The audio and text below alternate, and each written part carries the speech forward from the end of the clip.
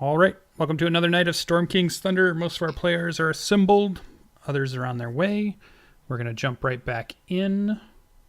Let's get you over to the map. You can see our characters. So a recap from last week. We had our group who was ambushed by some cultists that they had met previously and were able to handily defeat them. And then we had finished that session out with approaching Yartar, maybe? Yartar? I'm going to say Yartar. It's probably wrong. And they had just crossed the bridge and were entering in town. It's probably late afternoon by the time you're reaching this. You're crossing over the river into the bridge, and they've just went through the guards who were checking wagons and such, and they're about to enter the walled city of Yartar. Some housekeeping stuff. Obviously, if you've missed episodes, you can go ahead and watch them on YouTube or the VODs. I still need to put last week's up on YouTube. I'll try to get to that in the next day or so, and I'll get this one up also. But I also believe, did I give you guys XP last week for that group? I don't remember if I did. Negative. All right. So, defeating the fanatics, cultists, and some vultures, and surviving that quite handedly, each of the party members would have earned 358 XP. So what's that put you guys at now? Just gonna ask. 8958. 8,958. Getting up there. All right, so setting the scene for tonight's game. Again, let me open up some stuff here. That seems good enough. All right, so you guys have just passed the guards. The guards are waving you on. There's plenty of other wagons and caravans behind you. Appears to be lots of people entering the town, and it looks like a lot of people are just trying to get there before night falls, because it looks like they probably close the gates at night. So people are entering. You cross a rather large bridge that's quite wide, probably 3 to 4 wagons wide. And it's going over the river, the Dezerin River. And you can see off to your right, you can see quite a few docks and what appears to be some type of construction facilities along the bank. Looks like they're building some type of boats or barges or something. You see barges and fishing boats moving up and down the river. As things go. It's kind of near a crossroads of 2 rivers that come together. So you have the Dezerin River and the Serbrin River kind of meet and then head further south. So this is a very prominent kind of town. And the size of this town, as you're crossing this bridge, you're approaching what is the east bank. And it's a walled town. So the entire town is within a wall, similar to Waterdeep, but not necessarily as big. Size-wise, it is smaller than Waterdeep, but it is much bigger than Tribor. So if you were thinking about the Tribor map, think of this place as being quite a bit bigger than that.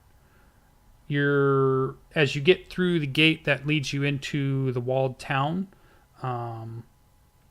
you are kind of on a main thoroughfare, and there's buildings, on the left and the right as you're going, and it looks like the road that you're on kind of winds through town in kind of a subtle northeastern route, with lots of the merchants around and stuff around kind of the main road here, but you can see lots of other homes or other structures, warehouses, other buildings that you may not know quite what they are. Lots of little alleyways and lots of other roads that kind of branch off of this And it looks like you're kind of heading northeast on this road. You're heading deeper into the town, and there is, in the middle of the town, there's a pretty big hill, and there's several big, large buildings on the hill right in the middle of town. And it's pretty crowded, and it seems pretty boisterous. The place seems pretty packed, and you guys are kind of just traveling along. Anything you want to do before I continue, or everything good? Spotting out the taverns and whatnot that may be the dens of more nefarious individuals. We're just passing through, right? We have no business here, correct? That is passing through for Greybeard. Of course. Well, I mean, we've got crossbows and leather armor and all kinds of stuff to sell. It's a bunch of cultist crap. Yeah. Plus some other things. So we're not spending the night? I guess we can role play it out. If it's late in the day, I'm no problem spending the night. Then that's what Greybeard's looking around for, an excuse to stop and maybe try to sell some stuff here, because it's a big town comparatively, right? Yeah, it is a pretty large town. Let me see if I can let me close this a second. Let me see if I can show you a picture.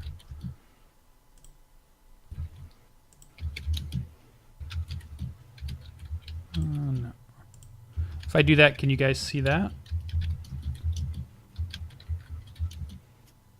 I'm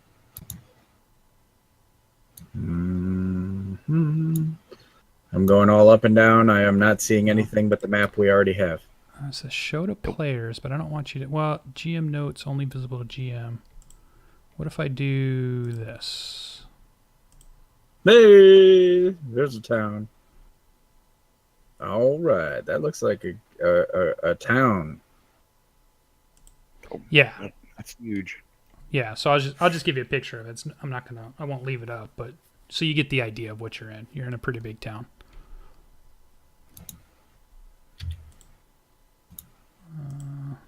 Okay. All right. Cool. So yeah, you're definitely seeing shops. You're definitely seeing inns. You're definitely seeing pretty much anything that you'd be looking for. So just kind of lead me where you want to go here. It's probably an hour or two from sundown, and it's packed. It seems super crowded, so you kind of get the feeling maybe something's going on. It's something's happening. Although I don't know who's been here as far as their history check. I don't remember that. You guys would probably write that down on your character sheets when we do those checks, so that we can always go back and remember. It was not me. I remember saying this was too far from the coast. Yeah. It was Coffee and Ardreth. Both Okay. Finn and Greybeard failed them. I think Coffee and Ardreth, maybe the last time you guys came through here, maybe it wasn't as busy. Ardreth, actually, give me a history check. You might know. You might have some insight since you've been here before. Yeah, but after how well I picked the bars at the last town, do we really want that? True.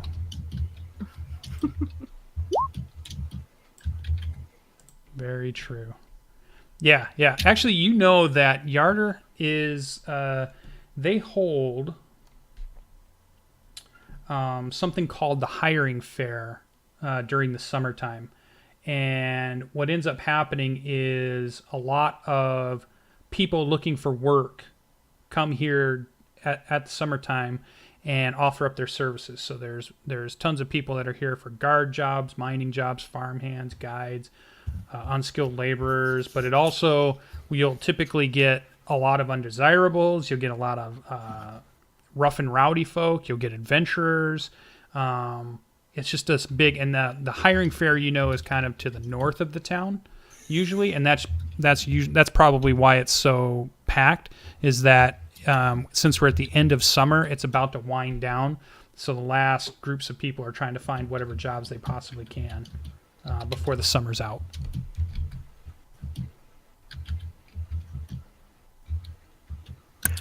With what daylight I have left, I will attempt to search out a temple of a good god, preferably one of the Elven Pantheon, and see if I can procure a spell for our corpse.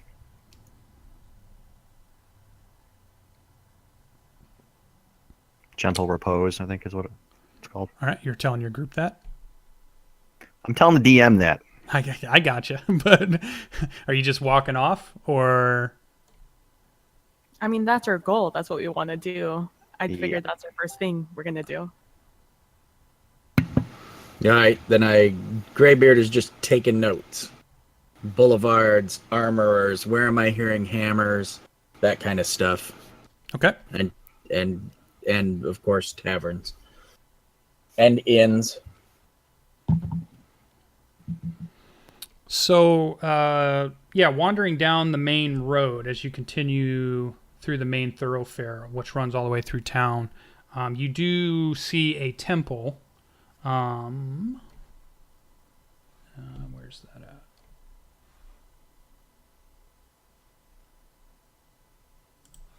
There we go. And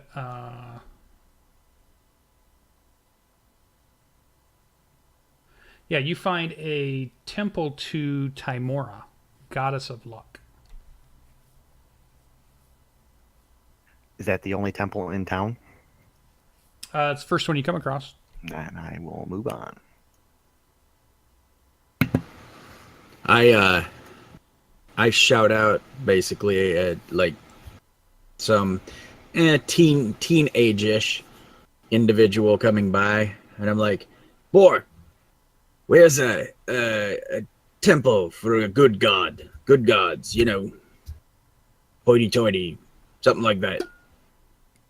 You're just asking some passerby? Yeah, some teenage boy. I may even be, spinning a copper between my fingers. Oh, hey, wait a second. Tymora is actually a goddess of the harpers. Yeah, and it's a pretty common god for adventurers to follow. I'm doing my research on it right now. I will go into that temple. Okay, yeah, so you stop at this temple, and it is a rather large structure. You do know that Tymora being also sometimes referred to as Lady Luck, or the goddess of luck. A lot of times their establishments, when they don't have a lot of temples across, but when you do find them, a lot of times they do have games of chance being played, a lot of the symbols of money and coins being changed, and types of games or things that represent Tymora. But it is an actual temple too. Many adventurers will typically follow Tymora. It's a place where a lot of adventuring groups can typically go to get healed, those kinds of things. So it's something that you would have knowledge of. And as you enter in the temple, you can see quite a few different games are being played, and it's a pretty jovial atmosphere. And you're able to pick out several priest-looking members, just kind of either hosting games or speaking to people, or in the different area. You can kind of wave one down. And I seek a deacon. Yeah, and he. You actually know too that they typically, a lot of times, they're called, I want to say, luck bringers. Yeah, luck bringers. Clerics are sometimes known as luck bringers, or so you find one of these guys, and it's an older gentleman, balding, and he comes over to where your party's at, and says, welcome, welcome, please partake into these games and fun. Welcome to the Temple of Tymora.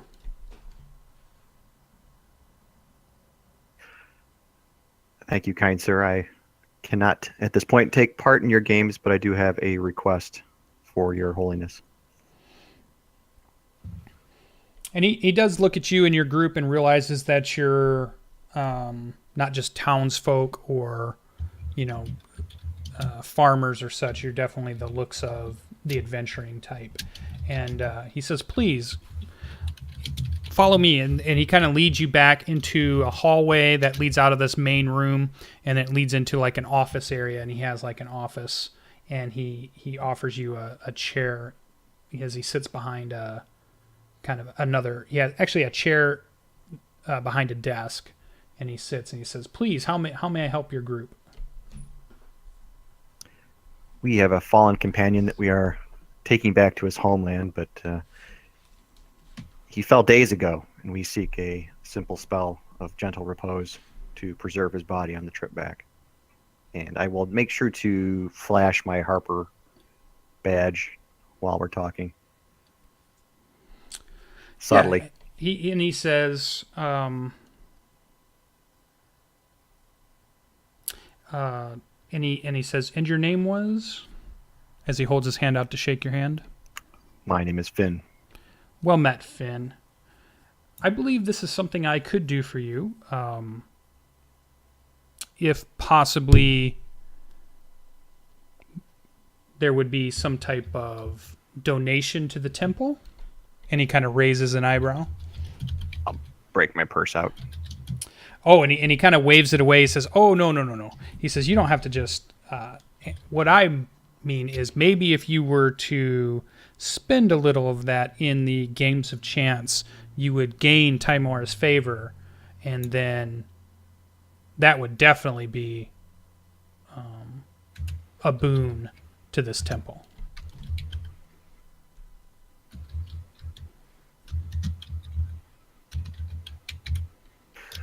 I certainly can. And he says, I will gather the necessary materials, and if you were to meet me in the morning, I would be able to conduct the service for you. And shall we play games now? He says, please feel free whenever you have a moment. Having the lady's luck on your side never hurts.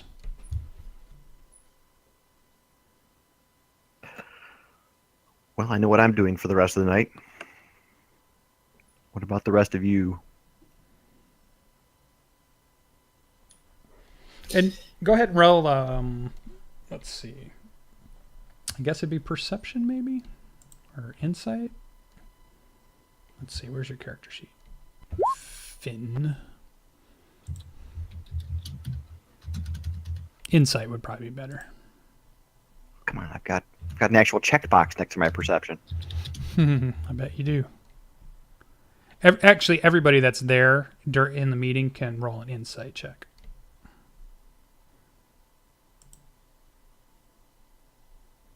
It's bad when a bard's more insightful than a... Oh no, Finn got it that time. Fucking natural 20, bitch. Laying it down. Yeah, GB was okay. out front with the cart, so Okay. I wasn't there. Yeah, and you both are realizing what he's asking too is not necessarily that you have to spend a ton of money or you have to gamble. It's just the idea that if you did some gambling within the temple, it's allowing the lady, you're asking her for luck, and you're willing to accept whatever luck she gives you.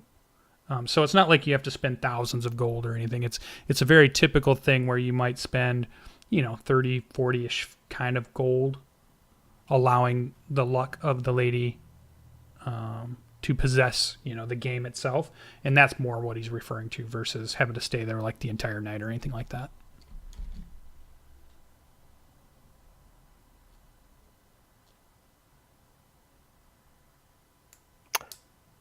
Make it so.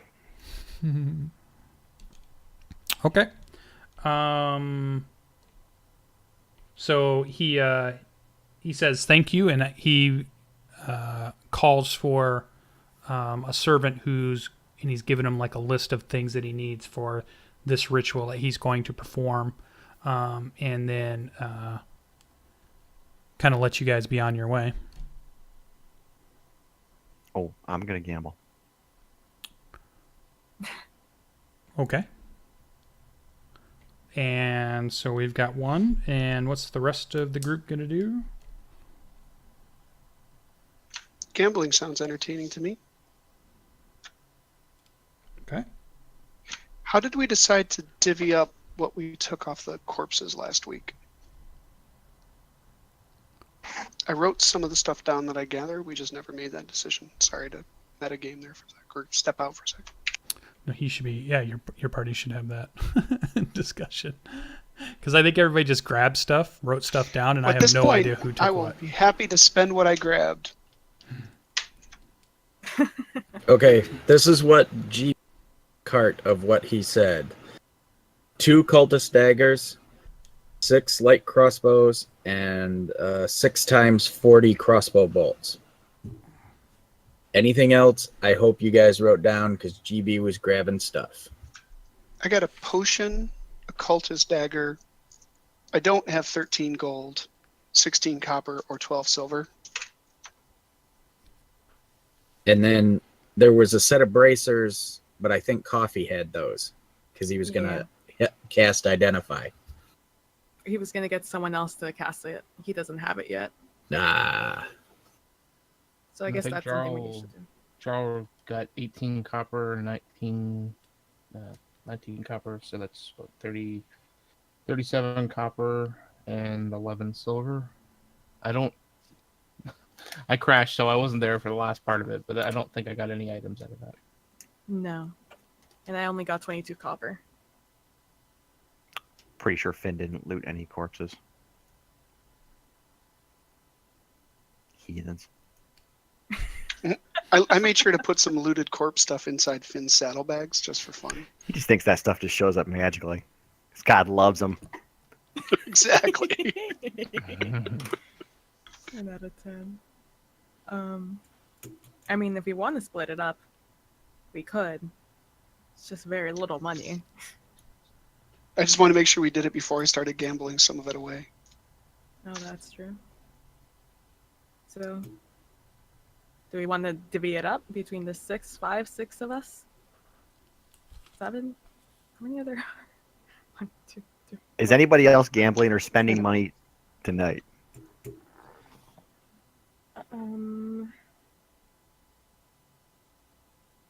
Yeah, Jarrel will gamble.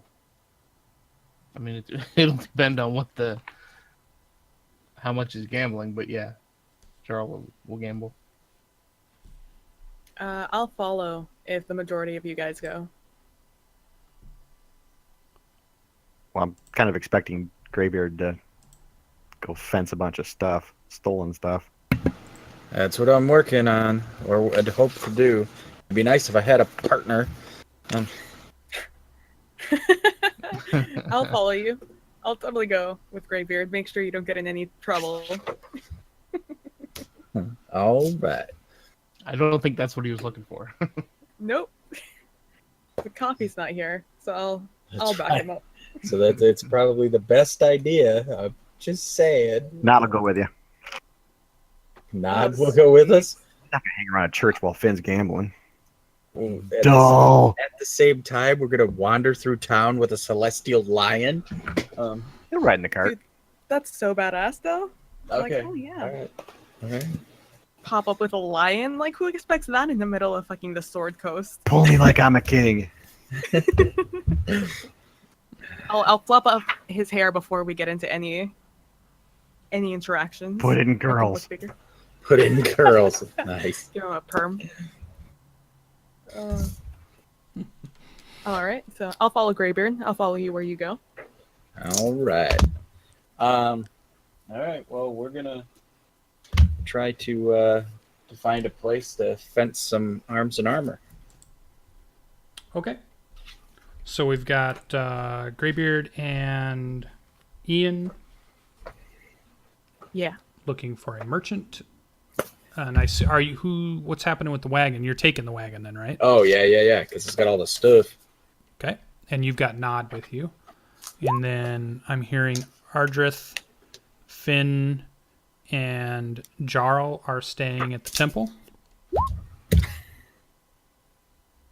Gambling, yes. Gambling, yeah. Okay. And playing music. Wait, the temple is a casino? It's half and half? What? It's the goddess of luck, and so the best That's way just to their church, yeah, a casino. Yeah, so it's like games of chance. Yeah. That's amazing. Vegas is like the mecca, It's just one giant the holy city. keno room. You guys are gonna play bingo. Dude, you beat me to it. I had to turn my mic on. Bingo. There's a lot of old people in here. Okay, so the only person we don't know of is Tigray. Did he show up yet? No. He's not here. I say he goes and gets that item ID'd. Oh. Oh, that probably costs money, though. He probably needs to make a persuasion check. Someone Then look we at his should make character. sure to win while we're gambling. There you go. So we'll send Tigray with Greybeard then and Ian. Someone sharky and Sounds savvy good. like Greybeard. Okay. All right. So yeah, there's different games of chance and stuff going on. So you guys are just, you can pick whatever you want to do. There's dice games and card games and all those kinds of things that are happening there, and you can just wander around and partake. Moving on to our other group. So you're in your wagon and you're seeing lots of different merchant areas. You're seeing lots of, like Lion Coster kind of merchants and stuff. And so you can just pick any of them that as you go in and, you talk to a proprietor, and it looks like a typical adventurer's loadout kind of store. I specifically look to see if I can find a place that might happen to be, part of a family of sorts,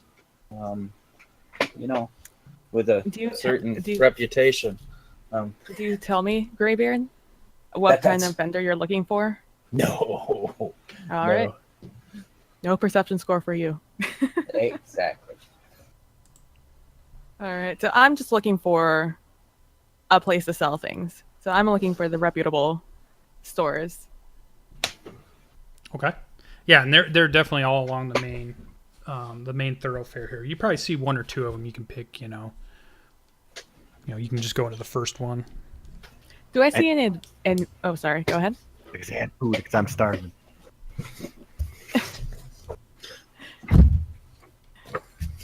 Do we So- have? Go ahead.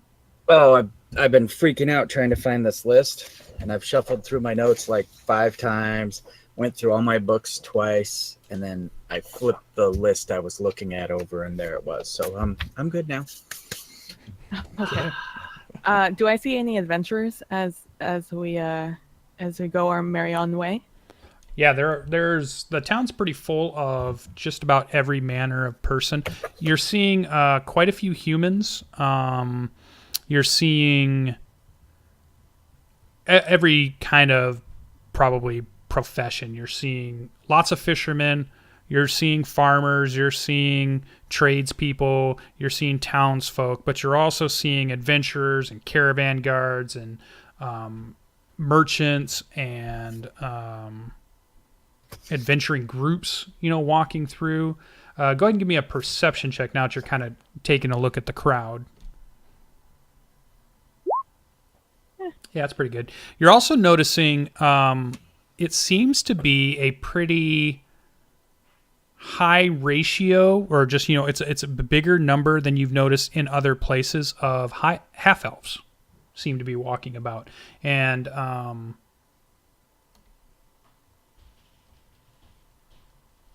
And you might think that it's probably because, you're not too far from the high forest. You're still not too far away. But there's also a lot of half-elves. You don't see too many of the other races. There's a few probably dwarves here and there, but it's not as many. A few halflings here and there, not as many. Not a lot of elves. Oh. If I can't find any elf that looks more like me, or any elf adventurer, I'll just go for one of the half elves, and I'll stop them on the street Okay. for a second.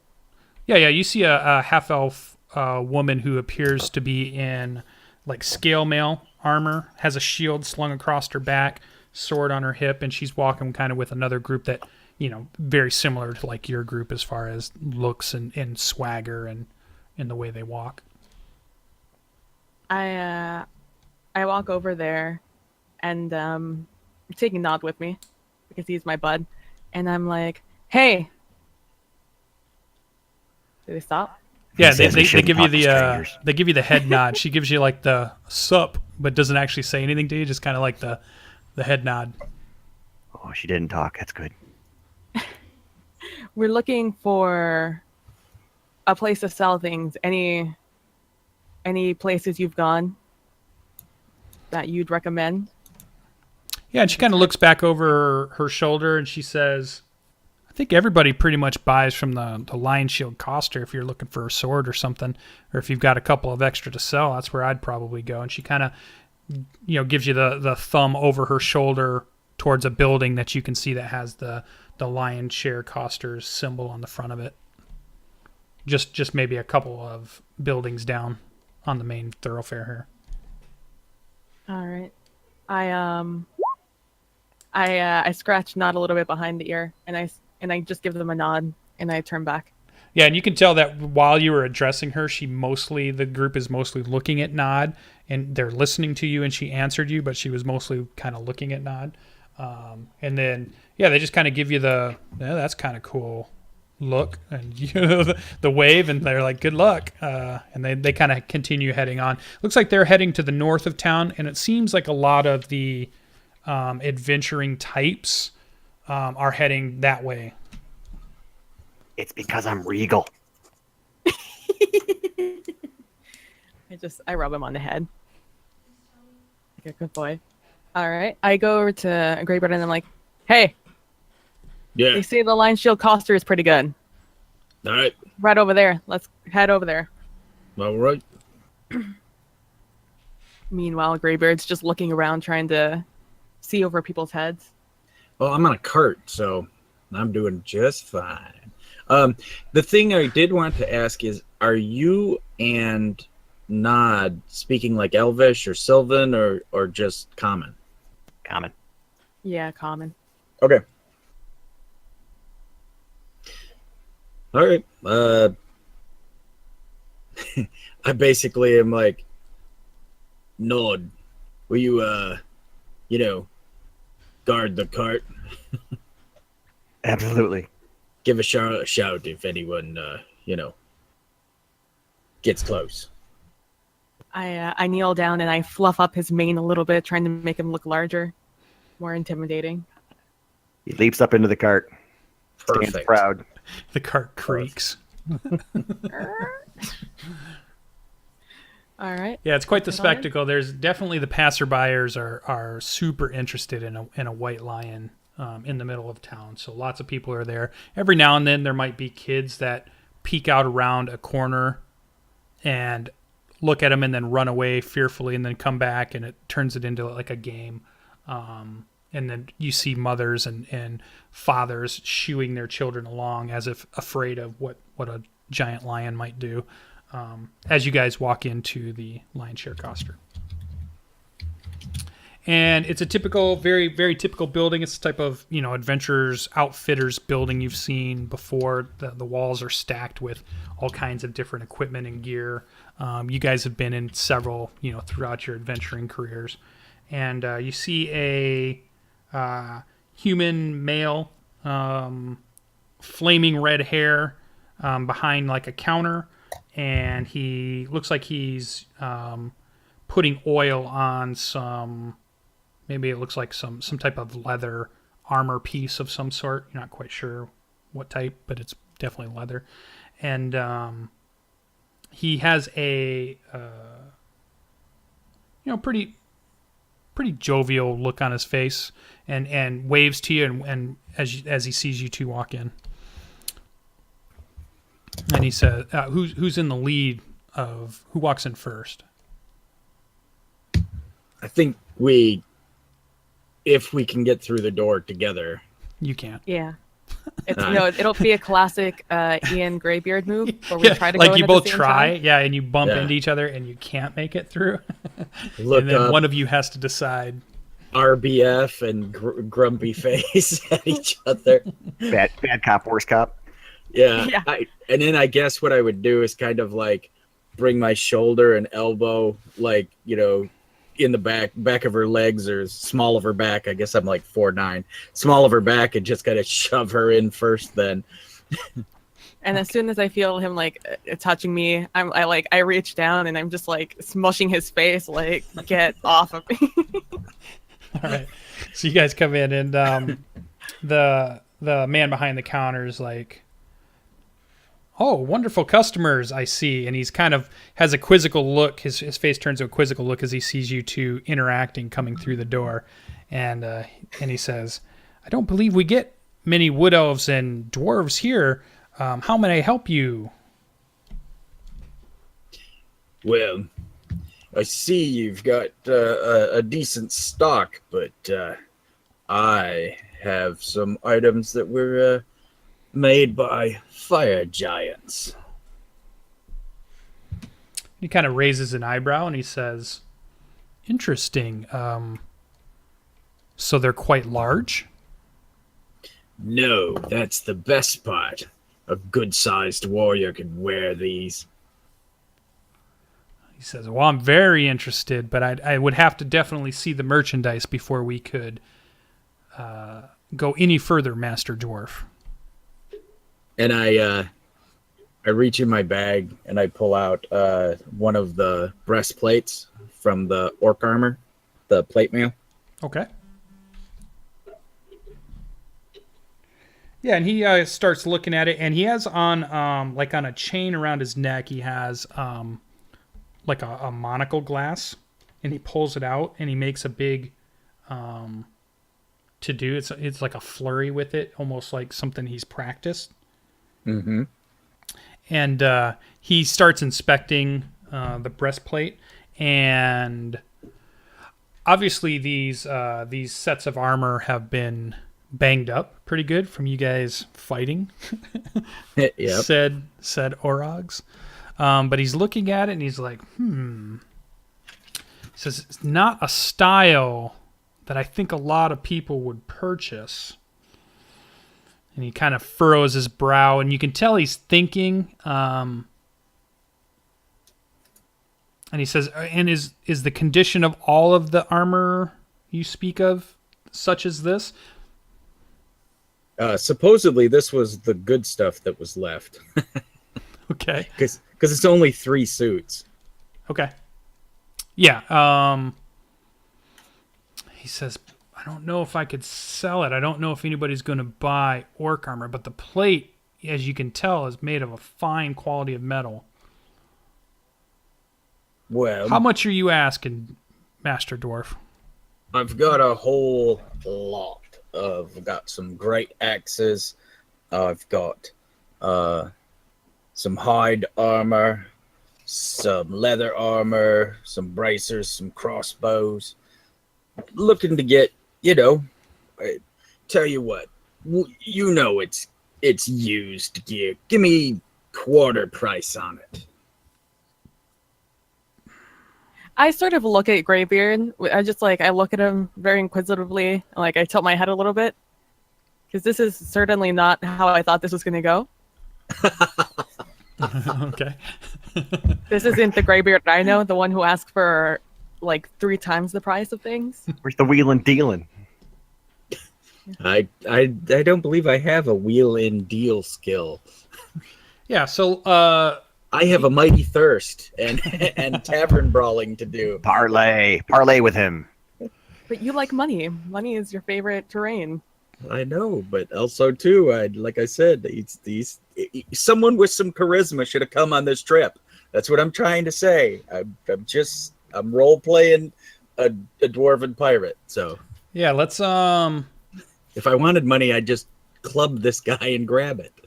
He says, well, let's bring in the armor first, since that's going to be the heaviest and bulkiest, and just bring it in. We'll lay it out here, and then let's come up with a price, because you can tell he's very interested, but he also doesn't want to. You get the impression that he likes the idea of your pricing structure so far. He's like, let's bring it in, let's put it on the table, and let's take a look at this. So you bring in 3 sets of a plate, right? Yeah, I did up all the numbers on the whole lot if you just want that. Well, we're going to do some rolls to see what we can get here. So we're going to do the plate all as one. Let's do a persuasion roll as you are discussing this with him, and let's see how well that turned out. This is going to go well. You roll 20s all the time. What are you talking about? That's true. That's true. Here it is. Here's a natty 20. Bam. Yeah. Look at me. Pretty good. Yeah, he's willing to give you a quarter of what plate mail would typically be worth. Okay. But it is of a style that's hard to sell. It is used. So we'll say typically maybe 1,000 would be a very low ball plate mail armor. So a quarter of that be 250 gold per set. So he's willing to part 250 gold for for each of them. Okay, so 750. Okay. And he's like, you can tell he feels like he's getting the better end of the deal. He feels like, I'm really playing this guy. This is great. He's like, yeah. What do you have more stuff? Is there more things I can look at? So what else do you want to sell? I bring out the 5 great axes. Great axes. Okay. Now these are going to be in pretty good shape. There's not going to be, but they are again of something that's going to be hard for him to sell. And how many do you have? 5. 5. So 70. He looks at that and retail. He thinks, A great axe. I could probably sell. I mean, I might have one customer come through that would buy one, maybe 2 in a year's time to buy this kind of style. It is of pretty good quality, but not of something that normally. I look at him and I squint my eyes at him and I look around, like I make it very obvious what I'm doing, and I look around the place and I look at all his wares and I'm like, I just passed 20 adventurers on my way here. I stopped a group of 5, whom I'm sure one had a great axe on his back. You're telling me you can't sell 5 of these in a year? And How do you make money? And he looks at you and he doesn't, like, in a way he doesn't want to offend you, and he says, very true, and we do sell lots of arms to many adventurers.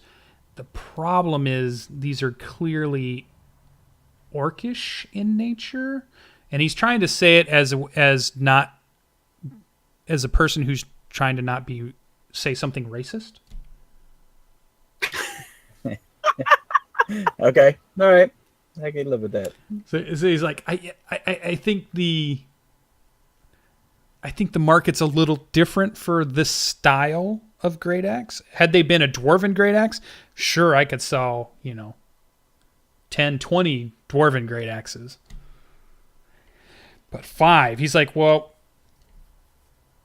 I'm willing to buy 2 from you. At half price? Oh, let's make a persuasion check.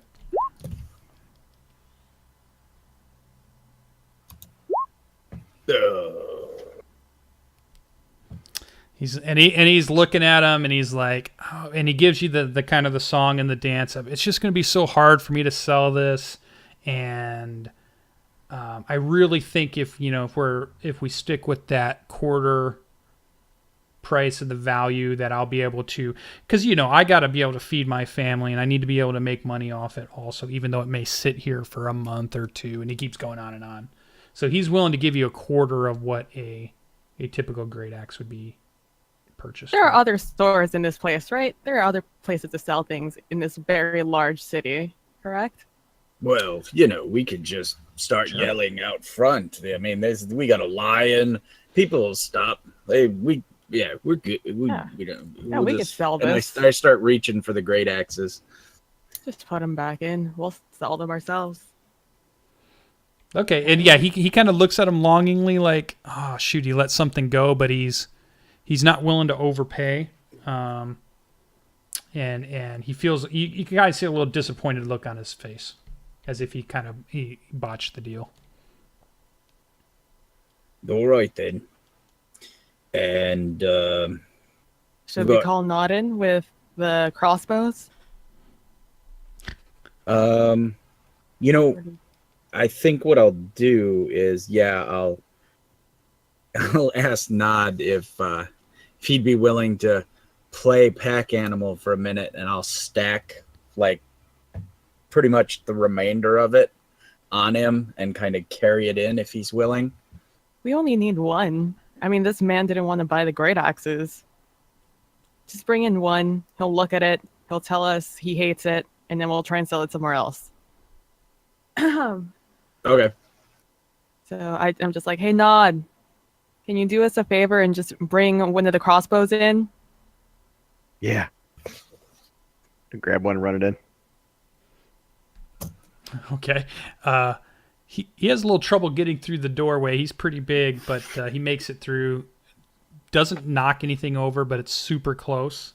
And it looks like he's just one step away from a huge disaster of shelves and stuff being battered around. But he does it gracefully enough and drops this crossbow on the counter.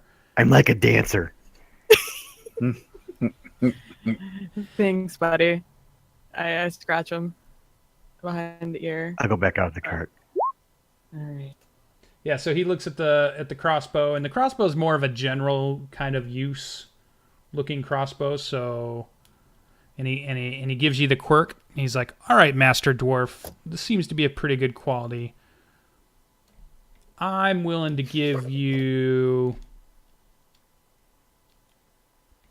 9 gold pieces." For all to take 9 apiece on the 6 of them? Oh, you have 6 of them. Yeah, 9 Yes. 9 per. So, Okay. Oh, my soul. It hurts so much. The greedy wood elf. The greedy PB. Oh my god. This is more money than you guys have had in months I already. know. See, it's a GB thinking, so that's why I'm like. Anyway, metagaming. Okay. So, got hide armor. Just one? Nope. Or... 4 that were in good shape. Yeah, you bring one of these in, and they do not smell very good. These are definitely way more damaged and battered from the, severe beating the orcs took through that hide armor. And he's kind of like this, and he's like, I don't mean to offend Master Dwarf, but I don't think I can sell any of these. I don't think I would be a good customer for you on these hide armor. So he's like, no on the hide. Were these from the orcs? So Greybeard takes a closer look at him, and he goes, "My GM lied to me," and he shakes his fist at the sky, and he says, "I see, I understand." And you said these were the ones that were in good shape. That's the only reason I wrote them down. But okay, you take them back. Good for orcs. You could sell them to orcs. Yeah, They smell horrible. All right, I will. I'll sell them to orcs. And there's definitely blood caking all of them. And, if Ian wouldn't have put, like, a ton of arrows into them, maybe it would have been a little better. And then I've got the 2 cultist daggers. and the I guess 6 times 40 bolts. Yeah, he actually says no to the bolts, any of them. He has barrels and barrels All right. of them, and he says I am definitely stocked up there. The daggers, I'm willing to give you a gold per dagger, he says. Sold. Okay. All right. That's what we got. Unless you're interested in an elven statue or a wheel of stinky cheese. An elven statue. Yep. Yeah, we pulled it out of I'll be right back. the dragon bag, the giant bag. Did we? I don't even remember that. Somebody 'Cause it rolled was- an elven statue, huh? Right next to the toboggan. It was a Oh, big the one. toboggan. Yeah, and a pig and the Stupid loot chart. Yeah, he's like, well, I don't know. I guess you could bring the elven statue in. and I open my bag and pull it out. Did I give you a size on how big it was? Yeah, you said it was a elven statue, and it was like half.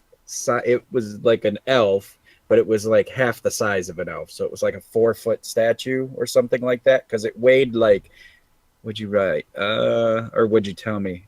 You said it weighed like 50 pounds. Oh, all right. So I'm assuming it's made out of something decent. Okay. Yeah, we'll say I probably should have even wrote that down. I didn't remember that. We'll say it's like a marble statue, or maybe 4 foot of ivory. We'll make it an ivory statue. That'd be kind of cool. All right.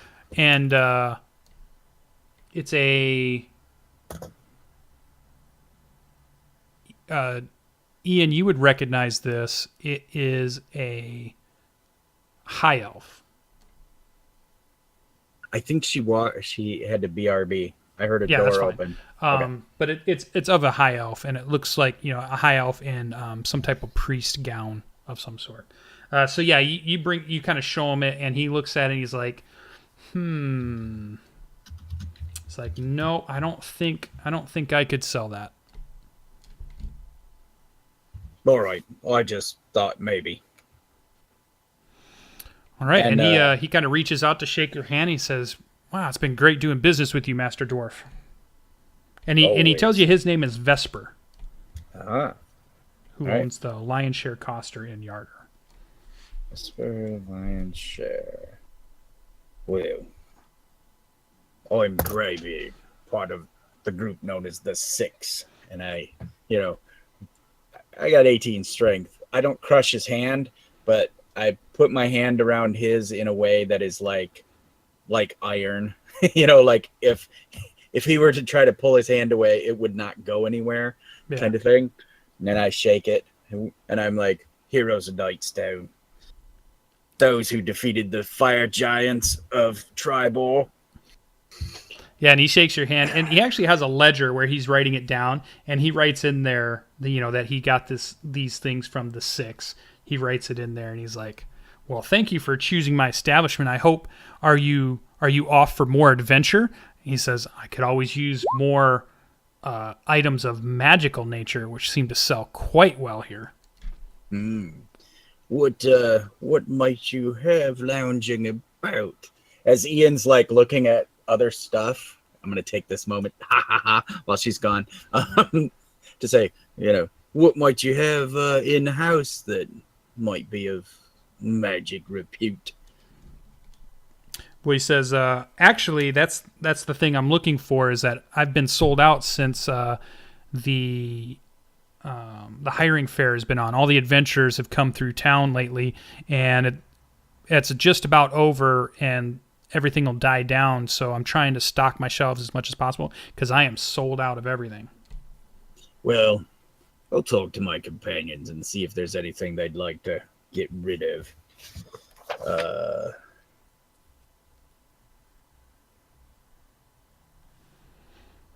Yeah, I guess I would leave it at that. Okay. Yeah, and yeah, he just writes in his ledger, and he counts out the money and hands it to you. Even gives you like a little pouch. It gives you the pouch and the money all together. And then definitely says as you're walking out the door, please, whenever your next adventure is over, please come back and let me have a chance at buying whatever you found. If our trails lead us back this way, we'll definitely see you, Vespers. He's like, all right, And, good luck to the 6th then. And he kind of pumps his fist into the air. I do the same kind of thing where we get to the door and we're about to bump into each other again, and I'm looking up at her and she's RBFing me, and then I bow like over graciously and kind of like allow her to go in front.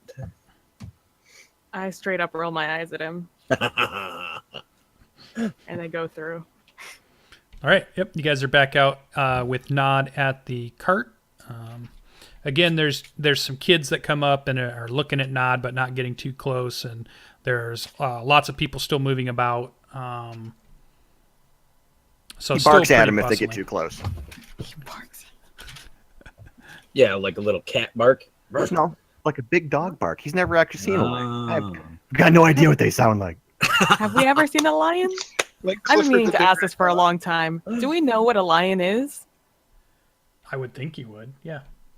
Yeah. Have you ever been south to the desert? That's where Finn saw him. I've never seen him in the woods. Also, too, we've probably seen him on heraldry and stuff. So, Yeah. if nothing that's else, right. Well, the sign that you guys of the building you just came out has a big lion head for sure. I'm barking until I hear one. But yeah, you may have never heard one, and you may have never fought one. No, I definitely haven't. I've only ever read about them, if anything. Yeah. All right. Cool.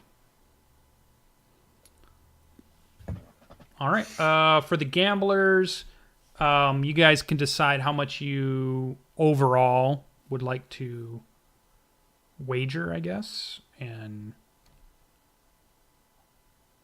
how much are you willing to gamble away before quitting? I'm going to go with... Oh, we never split up the money, did we? I'll start with 3 gold. Nice. Well, I think what we'll say is you could spend, several hours playing, copper piece games or whatever, and throughout the night, your luck will go up or down, and I'll probably just make one single roll on it, and based on, if it's a pretty good roll, you maybe double your money. If it's a bad roll, you lose whatever your nightly spending was going to be. I don't think we're Sounds going to good try to me. like a roll for every, Okay. 5 No, or it's fine. 6 Yep. gold that you want to spend. And I will do Bardic Inspiration on myself first. Can I Okay. use that here? Sure. What am I rolling against then? A god. Can I use luck? I didn't say I was smart. Oh, yeah. I didn't say I was smart. 3 gold is Yeah, what the I'll wager skill for the luck evening. just lets you do a reroll. Okay. Is that what it Yeah. does, Jarrel? So if I have a bad roll, I can re-roll it. Okay. What die should I roll for it? Yeah, sure. Well, I think we'll just do a D20. I don't think it's going to be against a skill. I think we'll do a D20. Yeah. Oh, So too 4 bad I kept all the king's yeah. money. plus yeah, we would say that it takes you several hours and you probably have fun playing, but by the end of it, you hit your cutoff limit of where you're like, okay, I've lost enough that I'm done. So what'd you say that number was? 3 copper. Yeah, No, it was 3 gold. 3 gold. So yeah, I would mark off 3 gold. So what's your cutoff, Jarrel, for when I lose this much, I'm done? It would be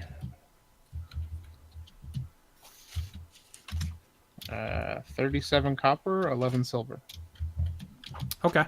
So you got a 12. Do you want to use your luck to do a reroll, or you want to stick with that? Yeah, on a luck, I can choose which die to use, right? Yeah, I think that's how that reads. I think so. Yeah.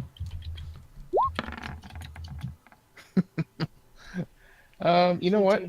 I will use another luck.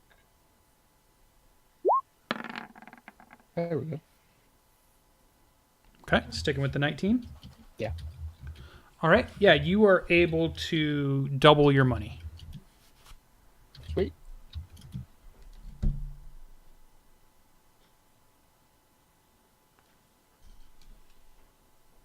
And you see actually one of the priests of Timora kind of give you an encouraging nod. Like they can tell and they can feel the power of your luck, and they feel quite honored that you're using it within the temple of the Lady of Luck. It's a very appropriate type of thing to do. And they bring you like some refreshments and stuff, and you know, you have a pretty good time, and you can spend it probably takes you an hour or two, and you're just playing different games, and or you know, or even the same one. And it's just, you know, it's a fairly enjoyable time. And then by the end of it, when you finally feel like you're done, you've doubled your money. Sweet. All right. Is there other people there other than us? Yeah, there's lots of adventurers in this in here. There's lots of dock workers that come in and will play games. There's all kinds of different townsfolk and stuff. It's a pretty popular place. All right, I'm gonna try and mingle with the people that are there that I'm playing next to, and just kind of probe and ask questions about giant activity, or you know, just anything interesting in the area. Specifically along the lines of like ruins and things like that, things that would interest Jarrel.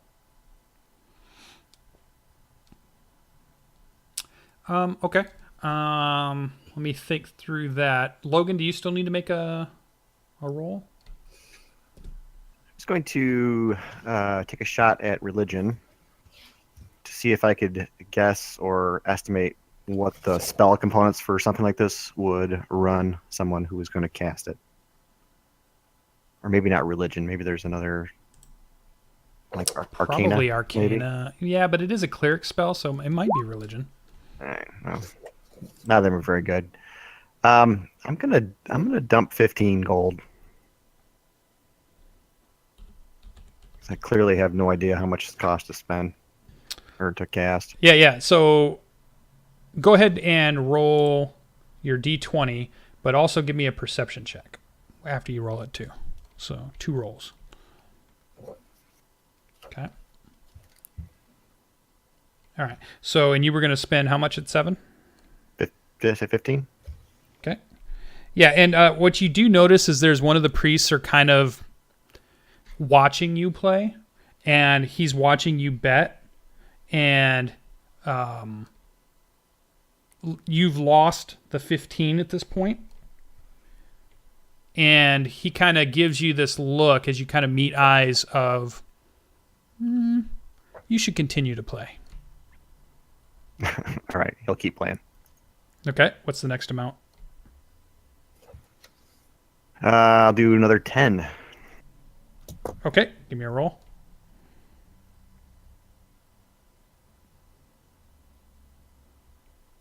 Just a D20. Yeah. Okay. This time you actually win back your money and you make 5 gold. And when you look over to this priest, he gives you the nod of well played, Paladin. And you get the impression that, okay, you've satisfied their requirement. All right, I will pocket the money, I guess, if there's no donation or anything like that. Yeah, it's more the act of letting Lady Luck either give you good or bad luck is what's happening here. It's not like they're trying to make money off you. All right. So, and that's probably over again, just like Jarrel, several hours.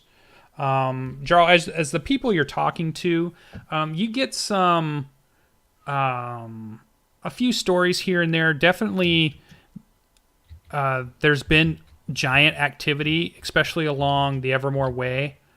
So it seems like a lot of people are traveling in bigger groups or with guards, and it seems to be a little dangerous as of late. Nobody's really talking of any ruins or things like that. There's been some orc raids to the south.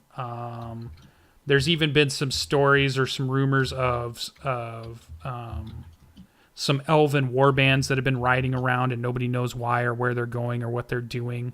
But again, half of it you get the impression of is probably just people making stuff up, and maybe half of it has a kernel of truth of some sort, but it would be really hard to figure out which is which. Okay. I do ask if anybody's heard of anything that happened in Tribor. No, the attack on Tribor has not reached here yet. I think you guys had left pretty quickly after it had happened. Okay, I do impart that to people as I'm talking to them about the giants. Oh, okay. Yeah. You just spread the story of the...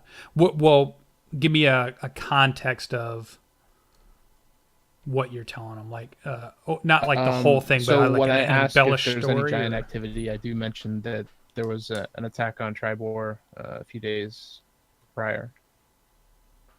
Okay. Yeah. Several of them seem quite interested in that. Okay. All right, so that should be a couple hours of our group that's in the temple. For the three of you that are not at the temple, what do you do with your several hours? We're gonna look to see the bracers, because You're breaking up. The bracers that Tigray had. We're gonna go find a place to get those identified. Okay. All right, so we're a little bit past where our first break should be. So let's take our first 5-minute break. We'll come back and we will see if we can't find somebody to cast an identify spell for you guys. And then we will continue on with our adventure currently in Yartar. So go ahead and stay tuned. We got plenty more to go, and we'll be right back.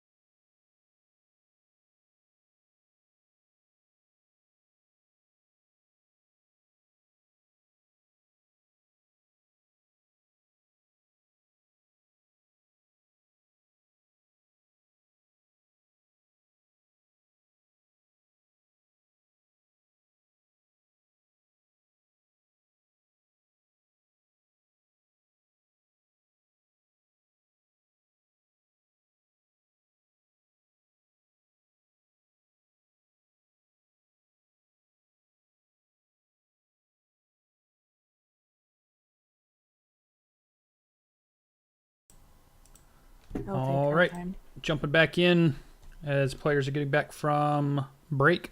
Let's jump right in. So yeah, as Ian, Greybeard, and Nod exit the Lion's Coster, yeah, you guys are at the wagon, and what would you like to do next? I look around a little bit and I don't say anything. I look around and I'm looking for someone who looks like they're from the city. A town, from the town. Town folk? Yeah. Yeah, town Yeah, folk. you see several different people, so that look like they live here in town. I look for someone who's older, like Okay. an what I imagine is an older human, like wrinkly, weird hair, someone who looks homely. How can you tell? Because they all smell so bad. I don't, I'm glad I don't have your sense of smell. They don't look great either. Yeah, you're able to see an older gentleman who's maybe he's carrying some books, and he's obviously dressed in kind of like the townsfolk kind of pants and tunic. All right, I head over to the friendly-looking man, and I say, "Hello, sir. Could you help me with something?" Yeah, and you kind of startle him a little bit, and he drops his books, and he looks at you, and he's like, "A wood elf," and then he scrambles to get his books up out of the dirt, and he's like, "Yes. How may I help you?" Can I try and catch those books? Where Definitely. they fall? What skill would you like to try to do that with? I'm thinking like I wouldn't say acrobatics, but maybe Sleight of hand. dexterity. Sleight of hand, if you have that. Trying to see. Let's see. I think those are all. Let's see. Acrobatics is 1. Sleight of hand is 1. No, the highest I would have is athletics. So I think athletics would cover it. yeah. All right. So I'll try Yeah, athletics. acrobatics would be more like you're doing flips and jumps, whereas athletics is more of hand-eye coordination, sleight of hand-eye coordination.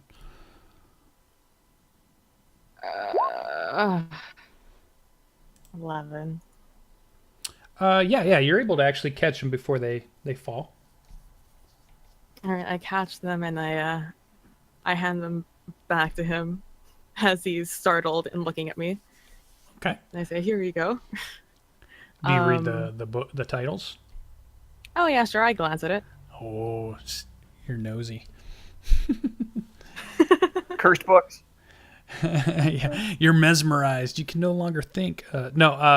Actually, they're written in a language you don't recognize. Oh, so probably arcane. All right, so I hand them back to him and I say, "Hello, me and my companions were looking for someone who could identify some items we found on our way here. Would you know of anyone who would be able to help us?" And he kind of rubs his chin, and he's like, "Well, I do work at the library, and we do get many that come in." And he starts to think, he's like, "If you went over to Master Saunders' curio shop, I'm sure he would be able to help you with mystical and arcane type things." And I look at him and I say, "Library? There's a library in the city?" He says, "Oh yes, the Water Baron has quite an extensive personal library." And well, me and my companions were just passing through the city, but we are staying the night. Would you have any recommendations of things we should look at before we must take our leave again? And he kind of thinks about that, and are you meaning like sightseeing, or are you meaning like you're looking for what are the good inns to go stay at? Well, when you approach like an older person, like a grandparent mostly, and they get like really excited to tell you about all the things about their city and how this little cafe is like great with this certain food, and I'm sort of trying to get him to go on one of those spiels. Sure. Yeah. It's like 20 minutes before he shuts up about the different, places that you could go to get some coffee, the different places that you can go if you need a shoe repaired. Talks about where he finds his favorite bakery. So yeah, he goes on and as long as you let him. Things I'm specifically looking for in this spiel are any places with good seafood, any other like curiosity shops, like with little trinkets, anything that sounds woodsy, and anything that would probably remind me of the forest of home, like a woodsy. Yeah, he's telling you all kinds of things, and the one that does stand out, he talks about his favorite place where he goes to get fish, but he also kind of chuckles about it because it sounds like every place. He even says it like, I know everywhere, offers fish, but if you want the best and the fresh fish, you have to go to this little hole in the wall kind of place that he goes to, because you're like in this river, and apparently fish is on everybody's menu. That's what everybody sells. I write down whatever he tells me for the place with the best fish, and I say, "Thank you very much, Mr. or Sir." Sir. Yeah. Leaving that open for his name. Yeah. I'm just writing down what I'm telling you so I don't forget. So I gave you Saunders Curio Shop. I'm also going to give you kind of a hole in the wall. We're going to say Bridget's Eatery. All right. You don't even want to know how badly I just misspelled Bridget. Yeah, I might have too. I'm just making that up. Yeah, and then he introduces himself as we'll say Donner. And Vixen. No. All right. I say thank you very much for your assistance, Mr. Sir Donner. I will be sure to check out Bridget's Eatery before we must leave. And he thanks you for catching his prized possession books, and then he continues walking down the main thoroughfare. All right. So Greybeard and I and Nod, we head over to the curiosity shop. Okay. Yeah, you ask a couple of directions sure. as you go, and it's not too hard to find. It's on the west or the easternmost side of town, almost on your way out, and you see a sign that has what looks like a stylized picture of an eye sitting inside like what looks to be like a glass ball, and it does say Saunders Curio Shop. And when you walk in, it looks like a very typical. It's kind of mostly more like a place where people would come to get maybe different talismans or things to ward off evil. Maybe they come to get their fortune told. Maybe there's even some antique-looking items here and there that you have no idea what they are. None of it seems to be combat related. It's more like pieces of some type of like a gear or almost like a clock face, or different bowls or glasses or cups, and it's just kind of a really knick-knacky kind of shop that you're walking in. Everything is crowded and just stuffed to the gills on every shelf of all of just this anything you can think of. And the space in between the shelves and moving around, and it's very narrow. But as you make your way through, you come up to a halfling who is at a countertop, and he looks like he's working on. He's got some tools out, and it looks like maybe it's like some type of contraption that has gears and mechanical things in it, but it's not anything you've seen before, so you don't really have a word in your head of what it would be. It's just something mechanical of some sort.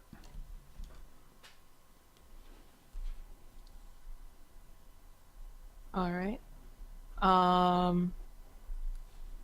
I just say, I call out to, hello? Is there a Mr. Saunders here? Yeah, and he looks up and he puts down, he takes off some glasses that he's wearing, and he puts down some tools, and he kind of rolls them up in like a leather case. And he says, yes, please come in. I didn't think I'd have any visitors this late in the evening. And it's not late, like the sun hasn't even gone down yet, but... Hello, Mr. Saunders. We were recommended to you by a nice old man. We are looking to get an item identified of the magical variety, and we were wondering if you would be able to help us out in that endeavor. Yeah, he looks at you and says, "Oh, I'm so happy that you came to my shop. I certainly could help you out. Is there some type of compensation we could agree to?" I mean, what do you want? Do you need something done? Are you looking for a monetary compensation? What are you...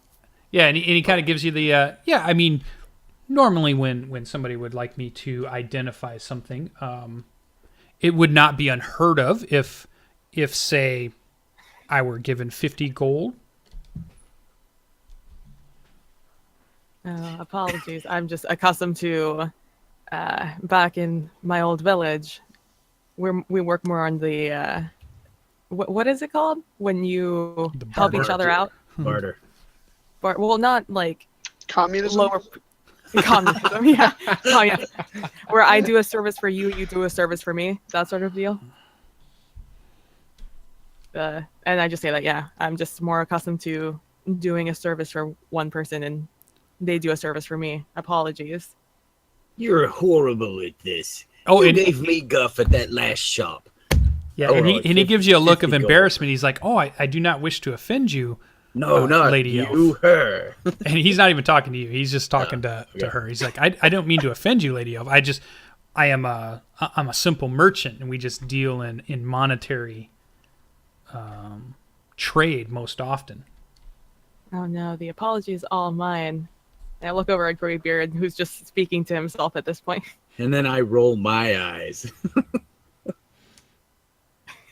I start counting out the coin, like making stacks of 10.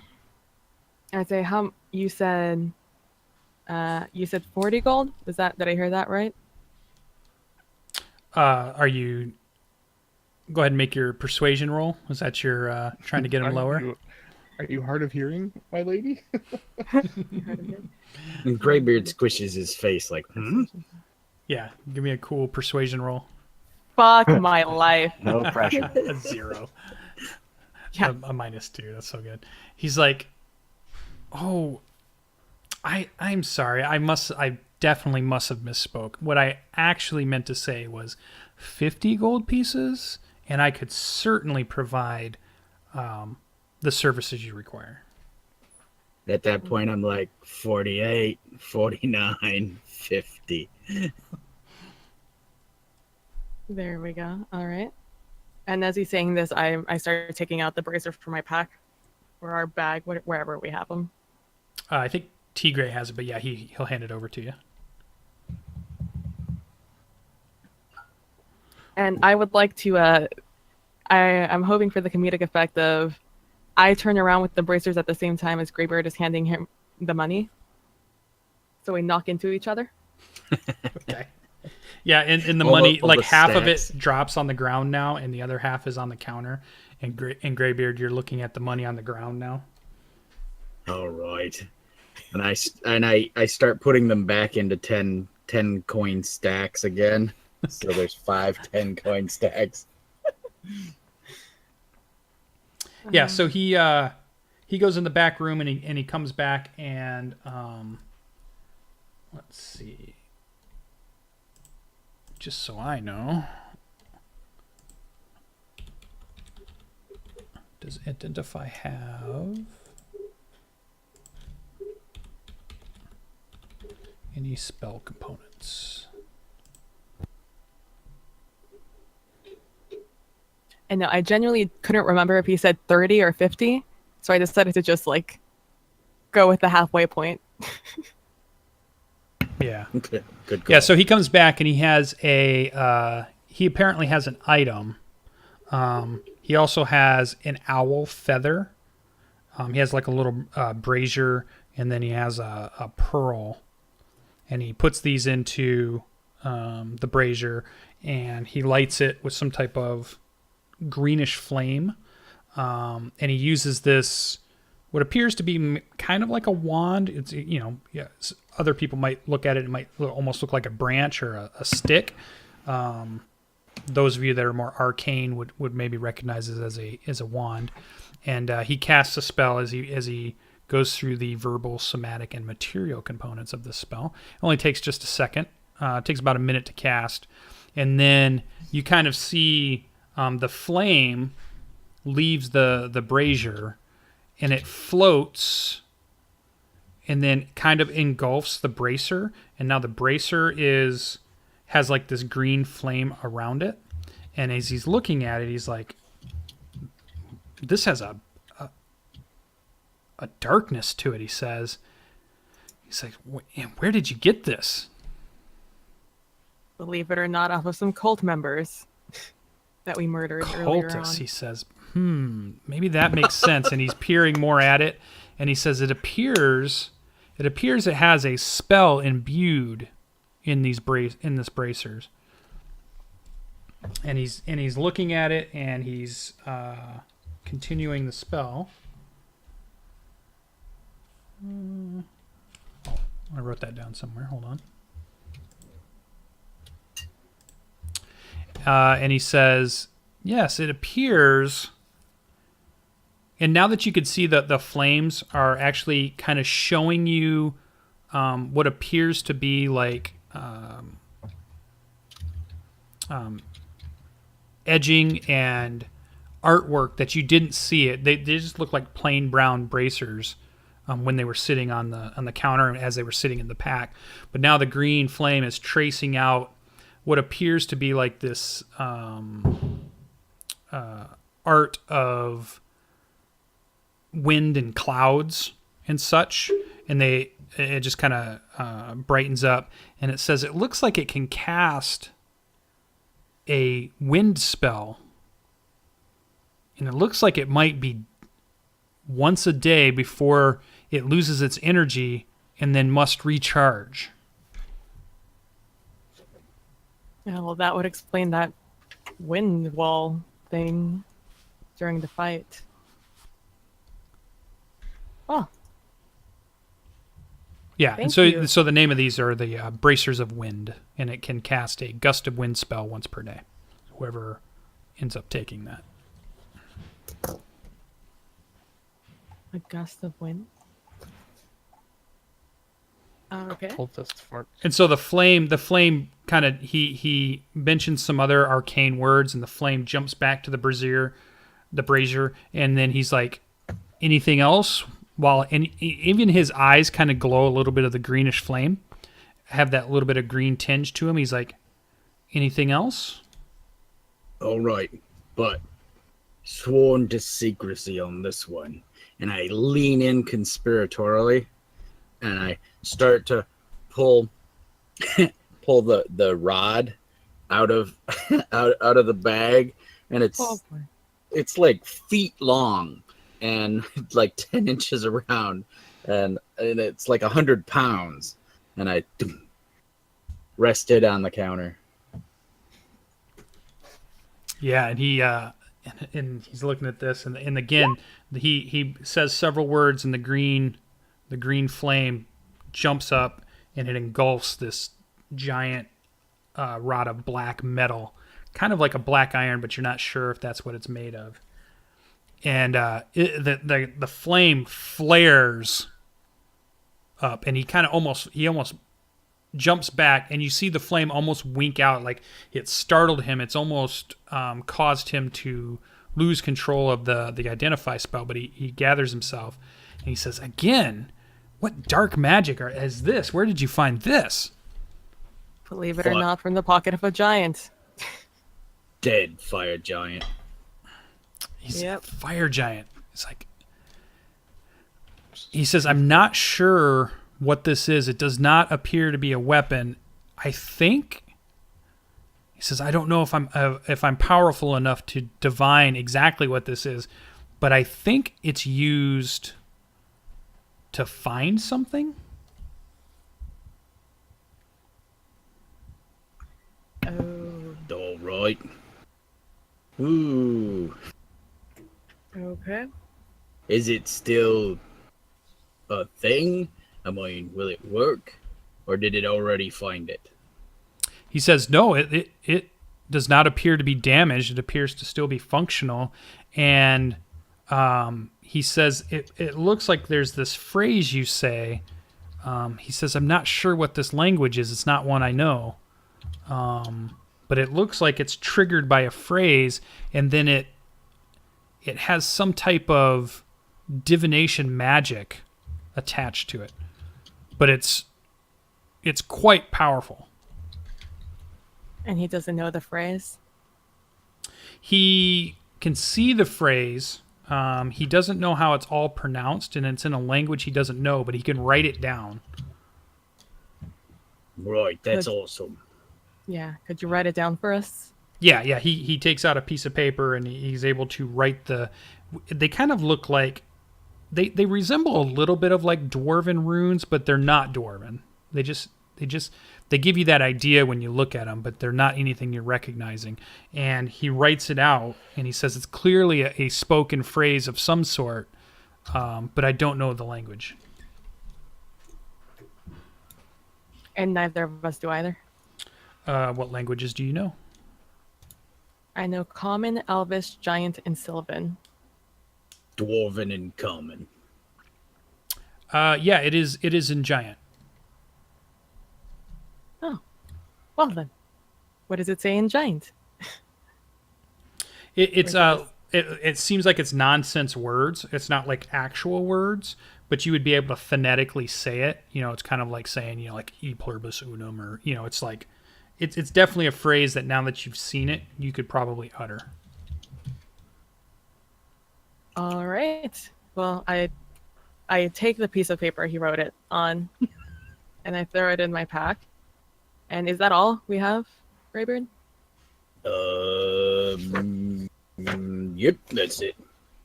All There right. was the other thing, but That's in the other pack. Ardreth has that one. Yeah. Well, if we pass back through here, we could get it identified again. Yeah, and then you see him say some final arcane words, and the green flame winks out, and then the owl feather and the pearl from the brazier is gone now, and he's got a little bit of sweat on his forehead, and he's like, "It seems that your adventures have proven profitable to you." Yeah. Sure. He's like, "And are you looking to sell these items?" No. Yeah, as I'm like hefting the thing back in and lowering it into the magic. And I'm taking the bag. bracers and throwing them back in my pack. No, we do have, and I start Oh, pulling fine. Here we go. the ivory elven statue out. Oh, that's right. Yeah, he looks at it, and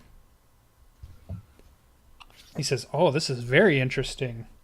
He says, "The work is fantastic." And he's looking at, and again, it's a high elf in what seem to be some type of priestly robes of some sort. And he's looking at it, he's like, "Are you looking to sell this magnificent piece of art?" Right. Yep. And he Yes. furrows his brow, and he's And how much would you be willing to part, or how much would I be able to pay you to part with this Well, as you're such a fair businessman, I sort of give him that bad reputation look, like, do not fudge me on this. And I'm Oh, like, okay. Give me that intimidation check. bam. Let's see how good this look is. Oh yeah, yeah. Fucking hell. Yeah, he almost, there's like a half flinch from your very stern gaze. And he's like, I'm sure you're fair in your pricing.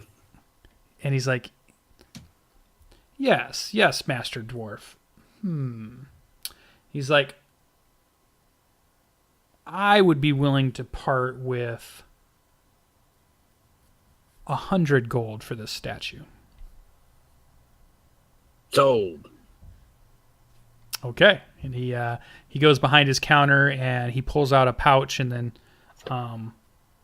starts getting extra gold. So you basically get your gold back, your 50, and then he puts the other 50 there on the table for you. All right.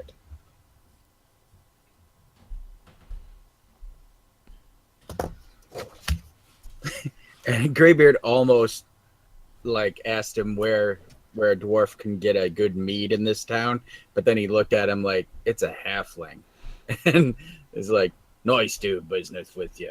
Reaches across the counter. Yeah, he shakes your hand. Yep, shakes your hand, and he says, "Please come back anytime."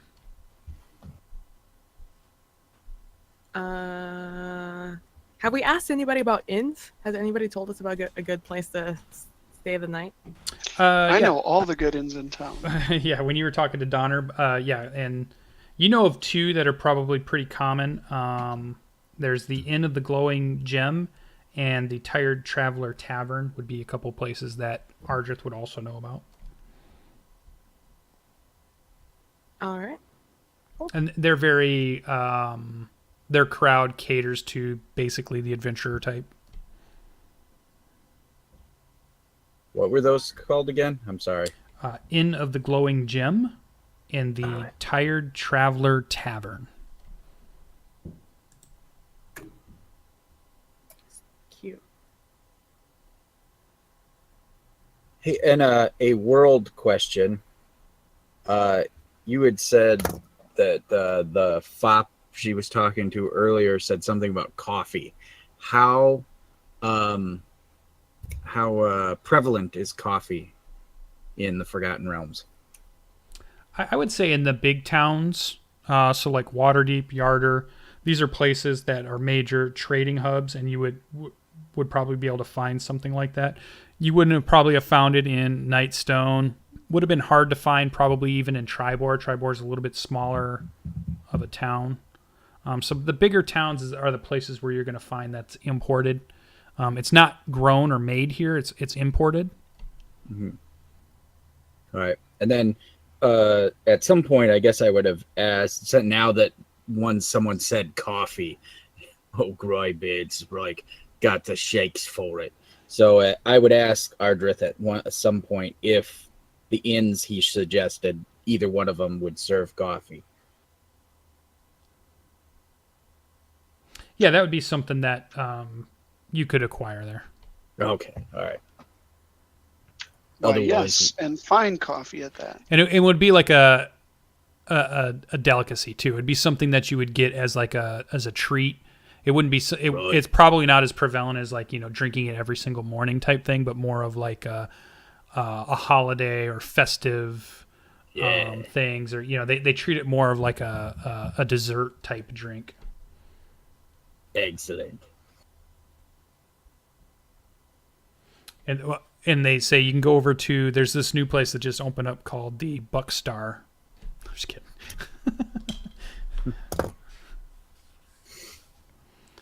All right, so You're so okay. I gotta turn the mic. all right, so you guys trundle out of Saunders Curio shop, and you're on the east side of town. It's definitely gotten dark at this point, and it's probably, you've probably wandered around and talked and did some things, so you're right about that same time that the other several people are finishing up with their gambling. What would the group like to do?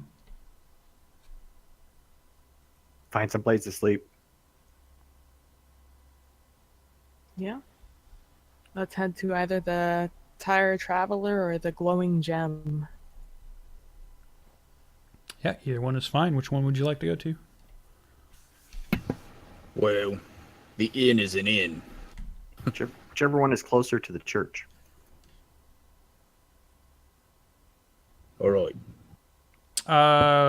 The one closest to the church is probably the Tired Traveler Tavern.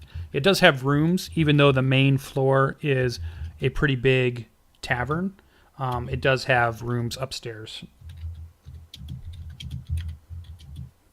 Cool. There, Let's all head right. there.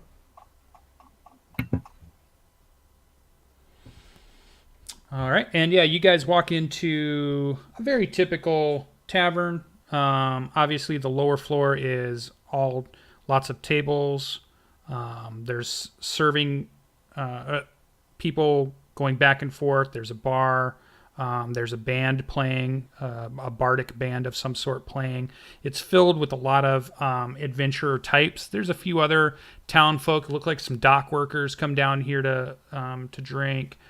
There's probably a few locals that call this their main place, but the majority of the crowd as you're walking in is a lot of humans and half-elves, or a few half-elves, mostly humans, mostly adventuring types. So you're seeing, people in lots of different types of armor sitting amongst the tables. And the bartender is a female half-elf. And as you guys walk in, she kind of waves you over and says, "Please sit at the bar, or would you like a table? How can I help you this evening?" We're looking for a place to sleep. She kind of looks at you and she says, "Well, when you get here late after dark,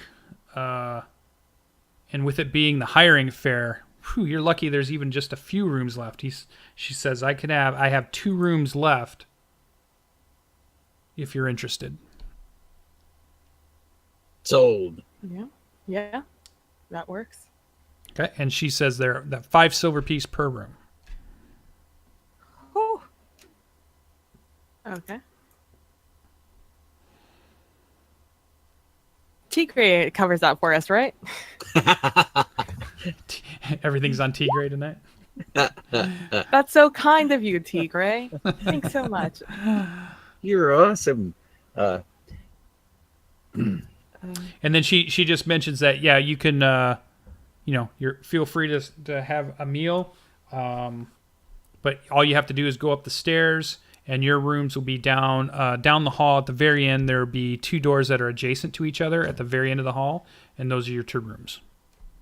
Keys, or do we just borrow them from the inside? No, she hands you a key that will open the lock on the door. Cool. Right. Let's get some food.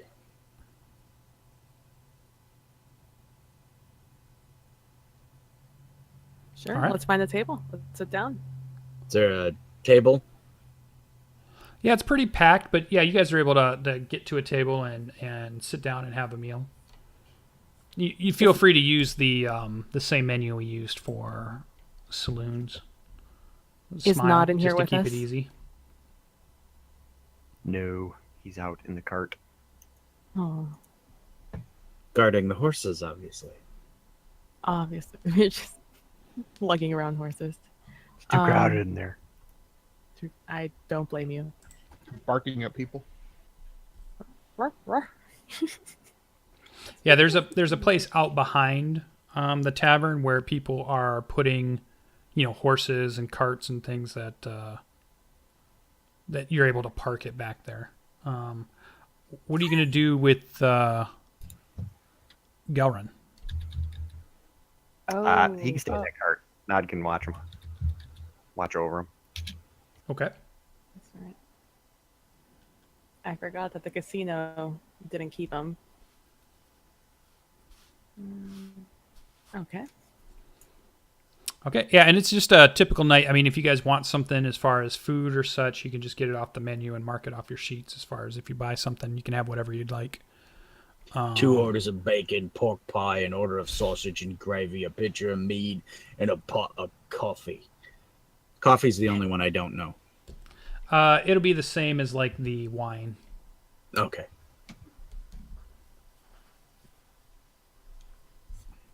Yeah, and they bring all that out to you. It's a pretty uneventful night.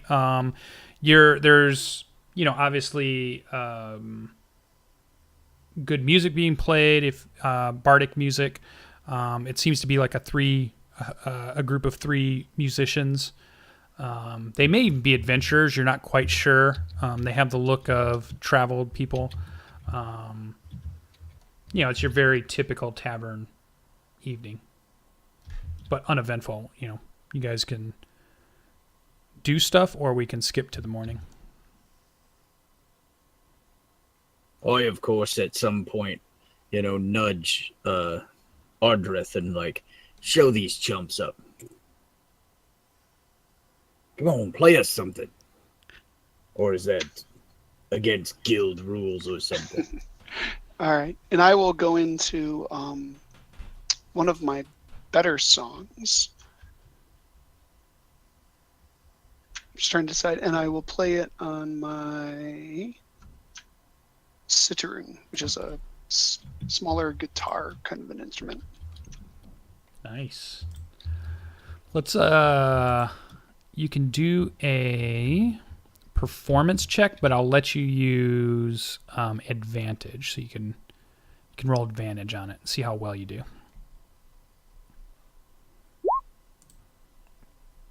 Yeah.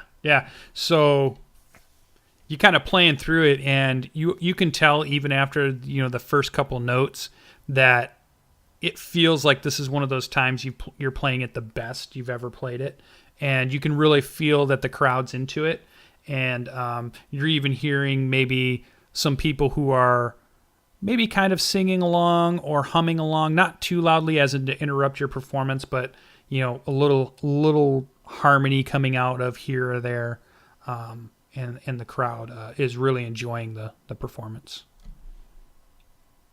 I have visions of serendipity. If anybody's seen that movie, as soon as you said sitar, that's all I could think about was that guy. Now I've got Ardreth pictured just like that. I thought you were going to go for, what's the guy the one with Mini-Me and all the different, I'm never going to remember The it. Love Guru. Yes, thank you. That's what I was actually thinking. Yeah, it kind of, yeah. It's the same kind of vibe I'm getting.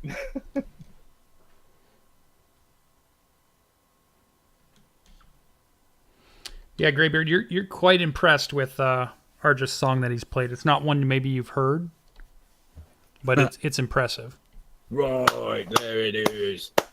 Give it up for Arbard, part of the 6. And I do a whole, hands in the air, woo, us kind of thing.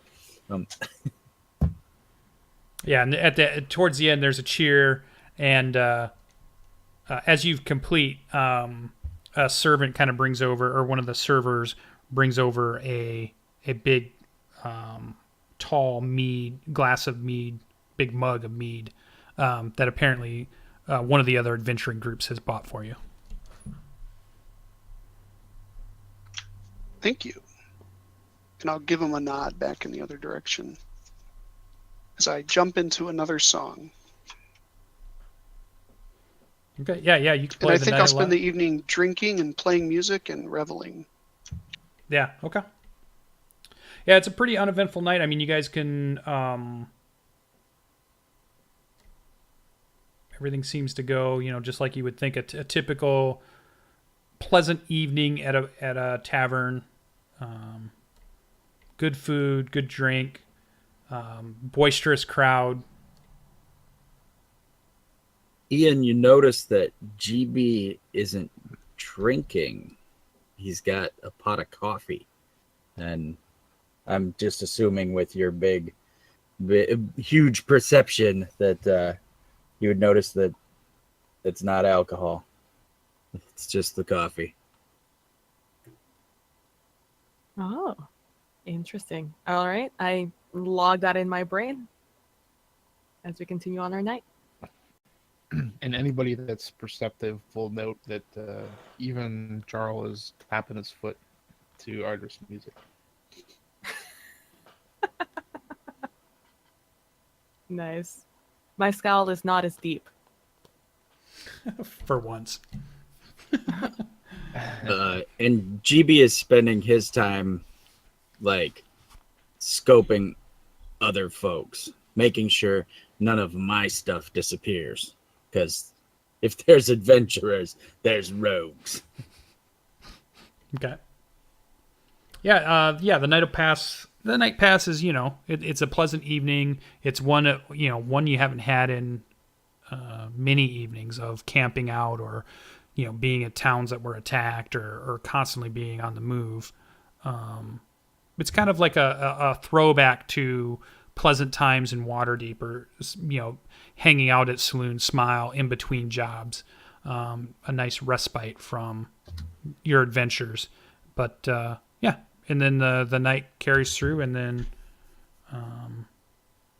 now when you go to the rooms have 2 beds, and they're single like type beds, and you have 2 rooms. So I don't know how you guys are going to figure all that out, but I assume you do. I will take the room that Greybeard is not taking. I've heard him sleep. I'm sleeping in the other one. Since everybody seems restless, or how are we doing this? And nobody says anything. GB's got one of the keys, so he opens the door and lumps in and flops on one of the beds. Jarrel will bunk with Greybeard. Finn will Yeah, go I'm out going. and sleep in I'm that going cart. no snoring. Yeah, I'll sleep in the cart with Nod. Okay. All right, I'll sleep in the other room. Yeah, so we'll put coffee in with you then. Yep, sounds Okay. about good. And it's just you guys can you have to sleep if you don't want to. You can if you wish. You can do your trance, or you can do actual sleeping, which there's nothing against elves sleeping. And so yeah, the sun starts to peak up. It's early in the morning. As Nod kind of nudges you awake. Nobody's approached the cart throughout the evening. You've heard some revelers here and there that passed by, but nobody got really too close to the cart. And it's a chilly morning. You can tell that the weather is starting to turn. You've had warm summer for the last few months, and this is one of those first kind of chilly mornings you kind of realize that you're starting to get into the fall months, and it's going to start getting cold eventually. Winter is coming. Yep, winter is coming. All right, I'll prep the body for transport to the temple and Okay. go in and wake the rest of us. Yep, everybody goes through their gear. Nothing's missing. Nobody tried to enter the rooms or anything. And you guys gear up, and you're back out at the cart. You're only, a block away from the temple, so you wheel it over. You carry the Gelron's body in, and the priest is already there and has a table set out. Has a ritual as what it looks like set up, and he just mentions that if you go ahead and place the body here, and then if you will step out, we will conduct the ritual. I do so. And then it's not even let me see how long it even takes. Let's see. That I don't know. Gonna kick me out? I'm a holy man.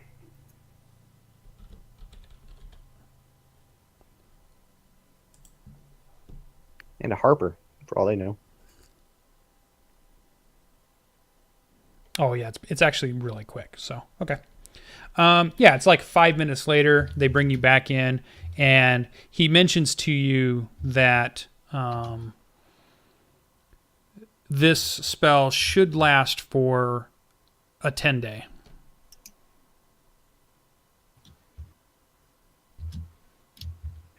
When you say a 10-day, Is that That's literally a- 10 days, or is that only a week? Yeah, that's what they call a week. Yep, it's 10 days. And that resonates correctly with you as far as what you've seen before. And what it'll do is it'll make sure that the body does not. In fact, it even says, for the duration, the target is protected from decay and cannot become undead. That sounds like that'll come in handy.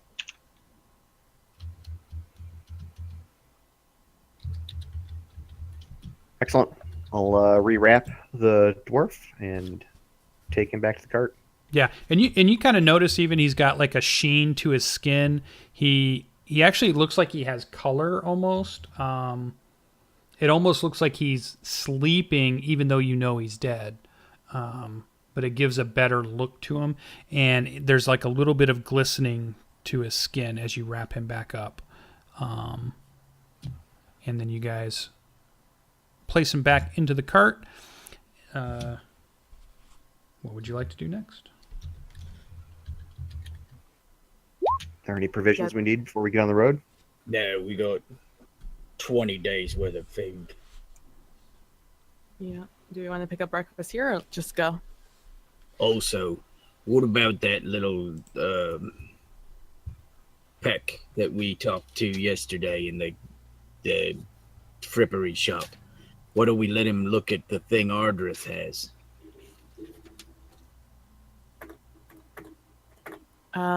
We could. Yeah. I forget It'll what I be a- have. The chunk the giant was Oh, that's right. digging for. I thought maybe I drank too much last night and got the pox or something. I wasn't I sure. think somebody has a potion too, don't they? I have a potion, yes. Oh, that's right. Like an Yeah, so we should go unidentified back and potion. identify. Yeah, we should absolutely go do that. Then yeah, let's head back to that shop. We could ask him why the pixie dust is broken too. Pretty sure that's just you. Right. Dwarves are immune. Sure. Yep. Pixie They're immune. poison. Never work. Yeah, probably not. And I thump coffee at that point. Look, sorry I tried to take the worthless dust from you. If only he was here to give you a I stern know. stare. Yeah, or a quip. A quick comeback. Pixie dust works on everybody unless you're full of hate. That's Right. accurate. That is accurate. And Greybeard gets a huge grin like, that makes sense. You were pretty smart for a whatever you are. And I pet his head for the first time, mind you. I mean, I'm not a pixie, but that's just what I've heard. Good to know. All right. Let's head to the curiosity shop. Yeah, it is early morning, and he appears to still be closed. Oh, crud. And in fact, there's not a lot of people up. You guys are up at the crack of dawn, with the ritual being completed. So there's not a lot of people moving around. You see some guards here and there. You see a few early risers. You see fishermen heading down to the piers. You see some workers starting to head to various areas, but it's definitely a lot quieter than it was when you arrived. And it appears most of the merchants are not open yet. See, you guys are always getting up way too early. Well, do we want to wait around or should we try again at the next city? Well, we know the iron rod is the thing that finds the other thing. It might be good to know what the real thing is.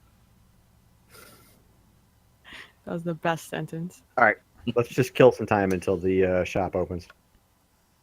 Eat some breakfast. Yeah. All right, yeah, it's only another couple hours, and then it seems like all the merchants are starting to open. So you guys just spend another couple hours in town, and then you see Saunders' curtains open, displaying his, he had some windows on the front end, and he changes a sign out front, and you guys see him.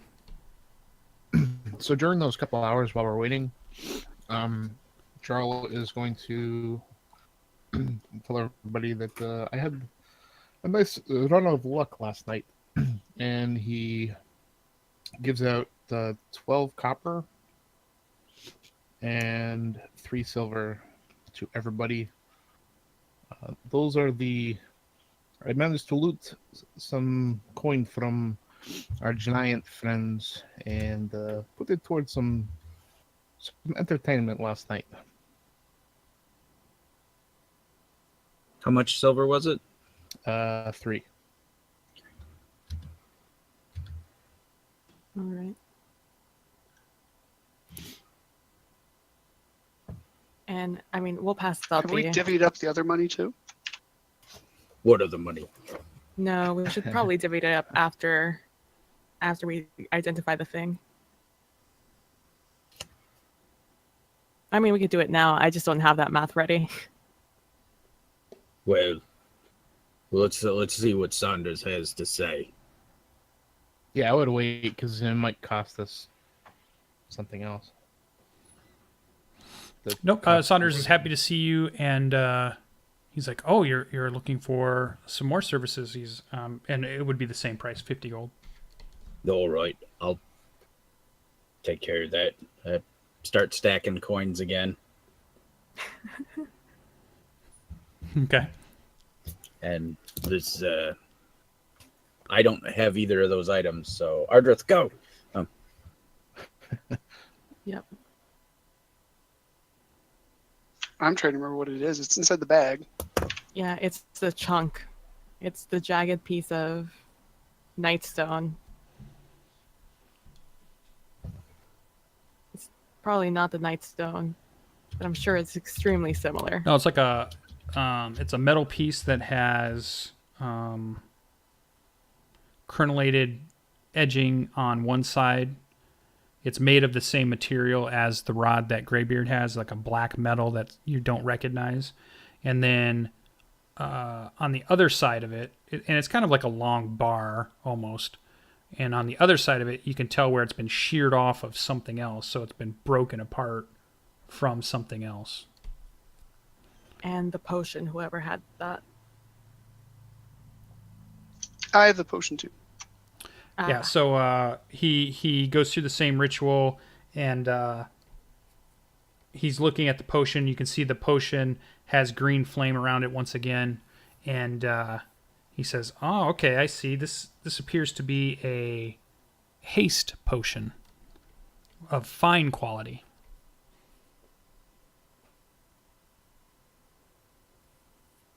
And what does it do? That would be a potion of haste that allows you to... it kind of speeds you up in combat. Makes your reflexes quicker.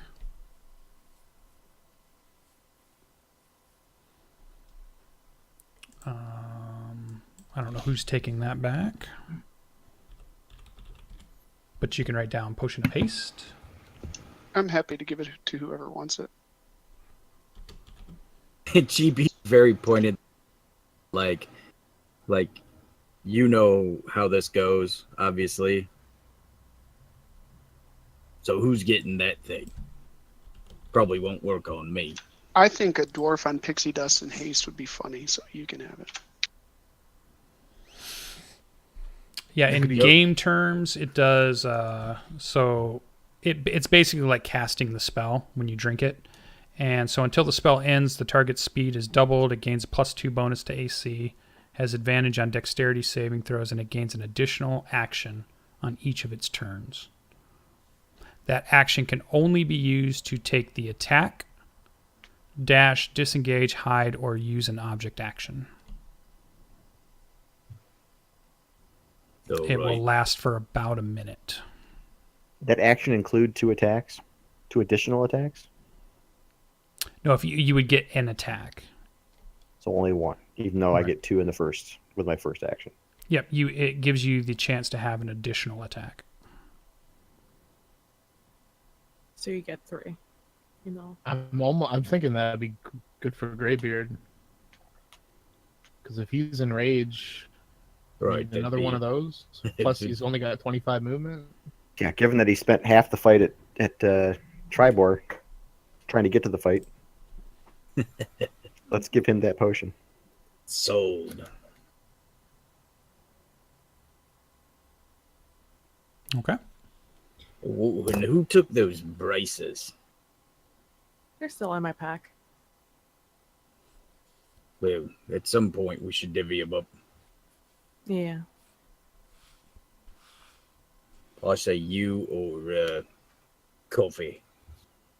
Yeah. Which is why I want to wait. Oh, okay. Got it. Roger.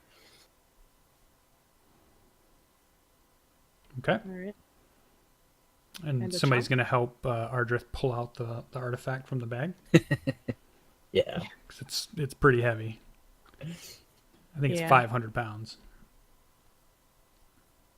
Oh, You're going to jeez. try to All place right. that on the counter? No. No, I try not to dent the floor.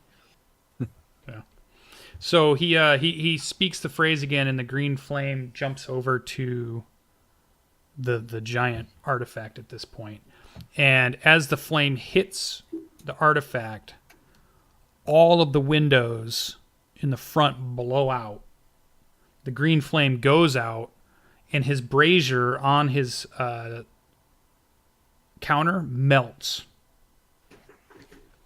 And he's like stumbles backwards, and the greenish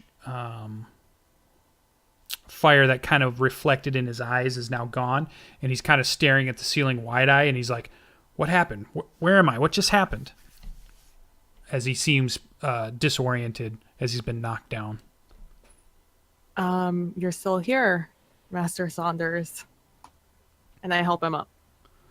Yeah, and he kind of dusts himself off, and he tries to rearrange his hair a little bit, and there's like a almost like a static electricity to him when you touch him, and he kind of shakes himself, and he thinks a second, and he gathers his thoughts, and he's like, whatever that is, it is very powerful and very dangerous.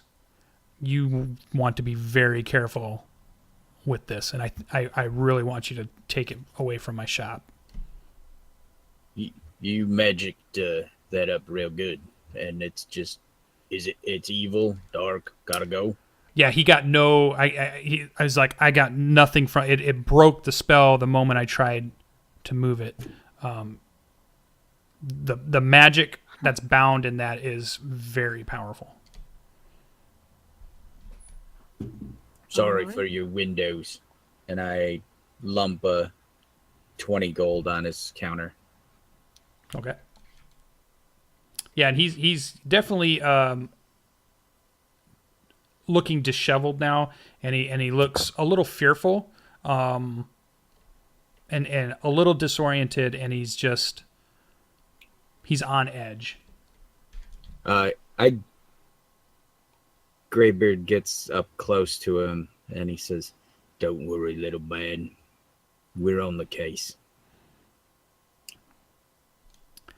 Yeah, And and he he walks off hero gives you the fashion. nod, and he's just like, "Good luck, because you carry something very powerful with you.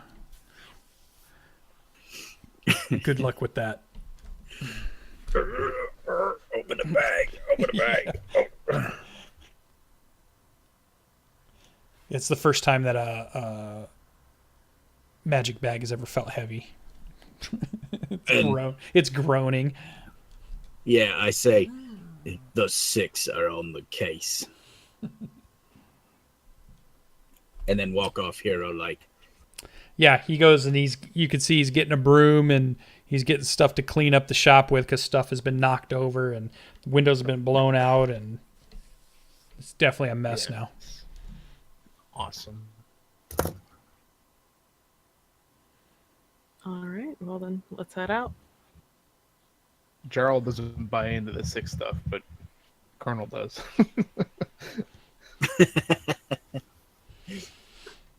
All right, yeah, so you guys are back at your cart. What's the group's course of action? Were we all in there? I assumed, unless somebody said they weren't going to be. I can stay out with the cart. Yeah, I was probably gonna stay out. Well, you're definitely startled when the windows blow out and spray glass all over you guys. Yeah, so that's my first question when they come out. Like, what happened? He magicked the doohickey thingy, and it exploded. Well, he exploded. The thingy's all right, and I point to Ardreth. Yep. I'm glad Ardreth is okay. You and me both. Assuming that's what you were talking about with the thingy. Yeah.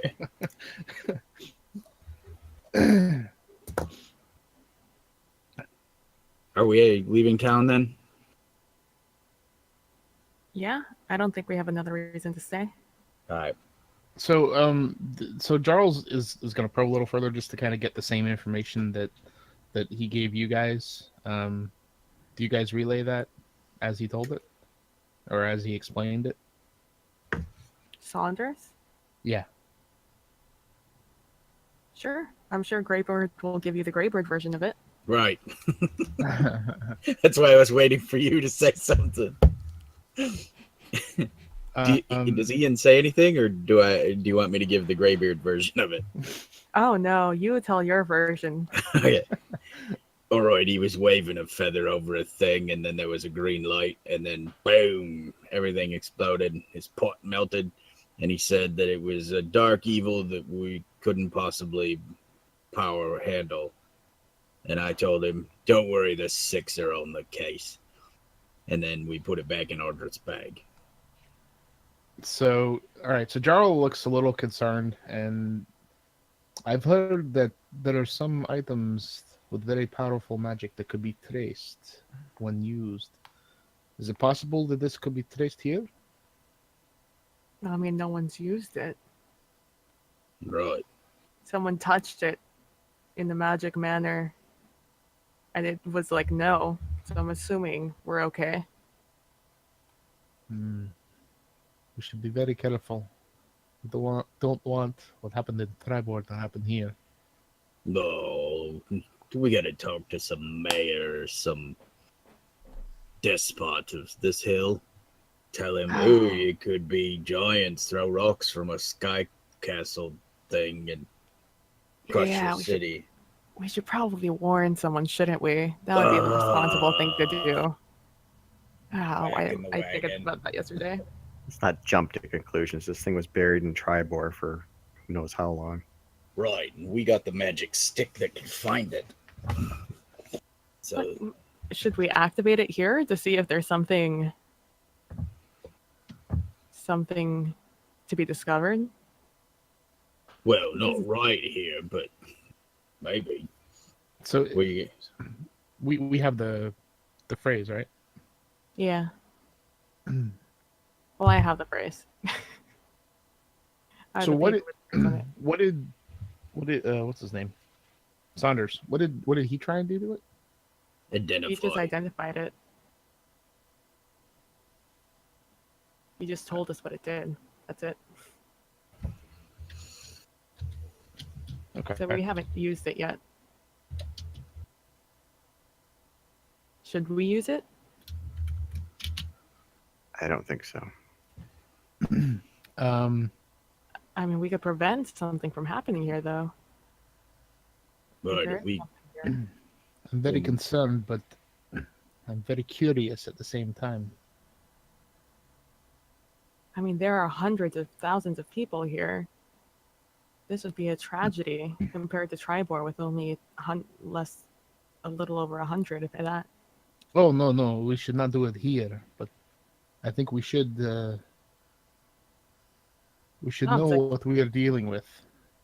No, I'm suggesting we do it here to see if there's something in the middle of the stupid town, like there have been in all the other stupid human towns.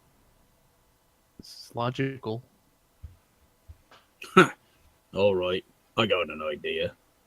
We put up 4 curtains around the cart, and then Oh, I'm loving this. we Keep going.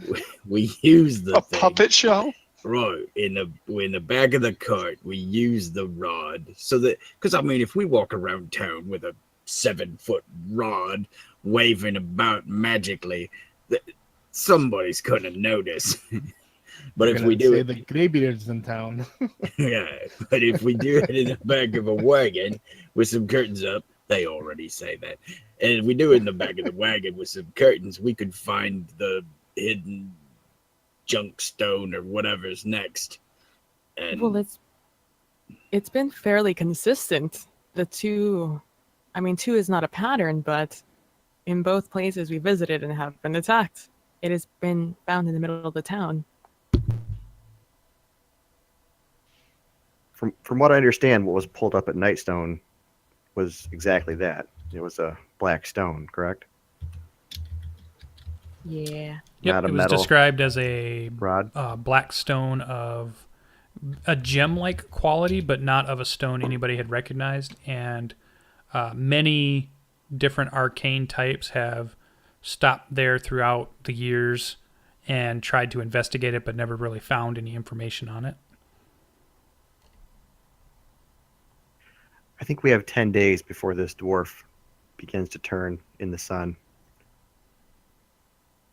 Are you suggesting we take care of one and leave them to die if they are to die? I think this town is more than capable of defending itself against two giants. This place is huge compared to Tribor. And I would assume a wall and a standing militia, given the size of the what we can see on that map. I'm not suggesting we stay here. I'm suggesting we see if there's something dangerous here, something they could be worried about and be prepared for. Why don't we As get out much of as we town and activate it, rather than taking the chance of doing something horrendous surrounded by all these innocent people? What do you think the rod is going to do? Explode? I don't know. I'm I not a think it's- mage. I think it's just going to, I don't know, make a noise. We won't know until it finds something. I mean, you told us it vibrated or something, right, Lucian? Last time we saw. Oh, fuck you. I see that. Go fuck yourself. What are you doing? Greybeard's like backing away, starting to reach into the pouch. Obviously, I was spotted this time. I should have whispered. He's like, talk. Let's just do it. 4 curtains. Hold up a blanket. I'll press the button. Say the words. Yeah, that's not a very high stealth roll. This is the first opportunity. You all recognize him trying to act very Greybeard-like. Yeah, my passive perception's above that. I know, that's what I started laughing.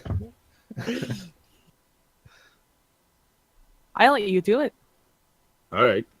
I'm down Is with this plan. anybody stopping me? Stop. No, I'm think open to it. Experimenting with a magical weapon in the middle of a crowded I would. is the worst possible idea that you could possibly come up with right now. We It's should not a go where weapon. the adventurers are. You're the one who said it might blow up. It was the other thing he was attempting to identify. This is a rod that identifies things. This is the thing the other fire giant had when he walked into town looking for the rod. Right, just like I said, this is the thing that finds the thing. So The other things thing. finding doohickey. Yeah. So what was the thing that he tried to identify that blew up? Take it out.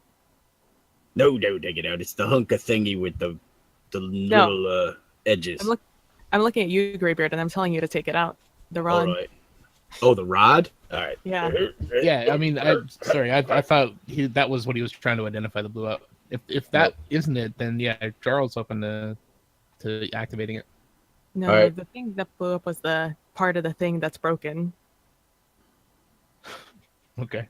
Finn, are you stopping this at all? Yeah. He says out of he says out of metagaming goodness. Grabbing No. the dwarf, All right. taking it out. I'm riding down the street with Nod with that dwarf body on my. I'm like, you guys do what you need to do, It's like a 7 foot. and may the light have So mercy it's on your red. soul. And I'm like, Are we- stand back. Let's do this in the middle of the town. Are we near the middle of the town? We should do it where all the adventurers are located. I don't agree with that. Where's the middle of the town? The by curio that shop hill. was on the very eastern side of the town. You'd have to Alright. go back west to get to the center of town, which the is the main big hill Hill. with the Water Baron's palace sitting upon it. Okay, let's get sort of close to there. Put it back in. Put it back in. All right. It's too heavy. Maybe for you. Okay, so I'm hearing. So what's going on We here? do Tell me we what's do go to happening. this. We do go over by the hill before we try this stupidity. How are you going by the hill with the cart? Just the horses? What's happening here? We definitely take the cart and our horses, and Finn took the corpse, and Okay. he said, and Is he's anybody else riding- going with Finn? I assume Tigre's with Finn. I'll meet you on the road after you're done jeopardizing all of these innocent lives. Cheers. I'm just not sure what to do at this point. I was thinking Ardreth's been super quiet this whole time. Can I like roll a dice maybe and let it decide for me? You 'Cause certainly that one- can. When that it. thing Because I blows have up no in your idea bag, about it. it's gonna blow up right in your bag on your back. For once, I'm gonna go with Finn. Okay. God. So Ardreth is with Finn, is with Coffee, and then Jarrel, Greybeard, Ian, and the horse and cart are heading back to the center of town. Poor horse. You've got the bomb piece, right, Ardreth? Right. Yep. Bring that with us. Let's get that out of town. My favorite part about this is that all three of us have a different motivation for doing this. That's amazing. If only you could see the gleeful look on my face. Cannot wait. Let's do it. So yeah, you're at the center of town. You're at where the several main roads kind of meet. You can't quite get close to the center because that's where the palace is, and there's not an unobtrusive way to get into the palace that you can see, but you're kind of near it. The others, you're able to exit out the gate. The guards don't even look at you much. You're just on horses, and going out is not a big deal, and you're riding on the east road out.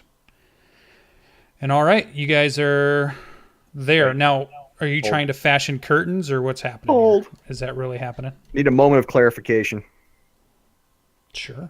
I can smell, technically, something that's evil. If I do a detect, I'll use my divine sense on the rod. Show me the wording of that ability. Because that's a good question. I mean, I'm assuming it's not a good thing. I just don't think it's going to blow up. I don't know. I mean, like, is your magic sword a good or bad thing?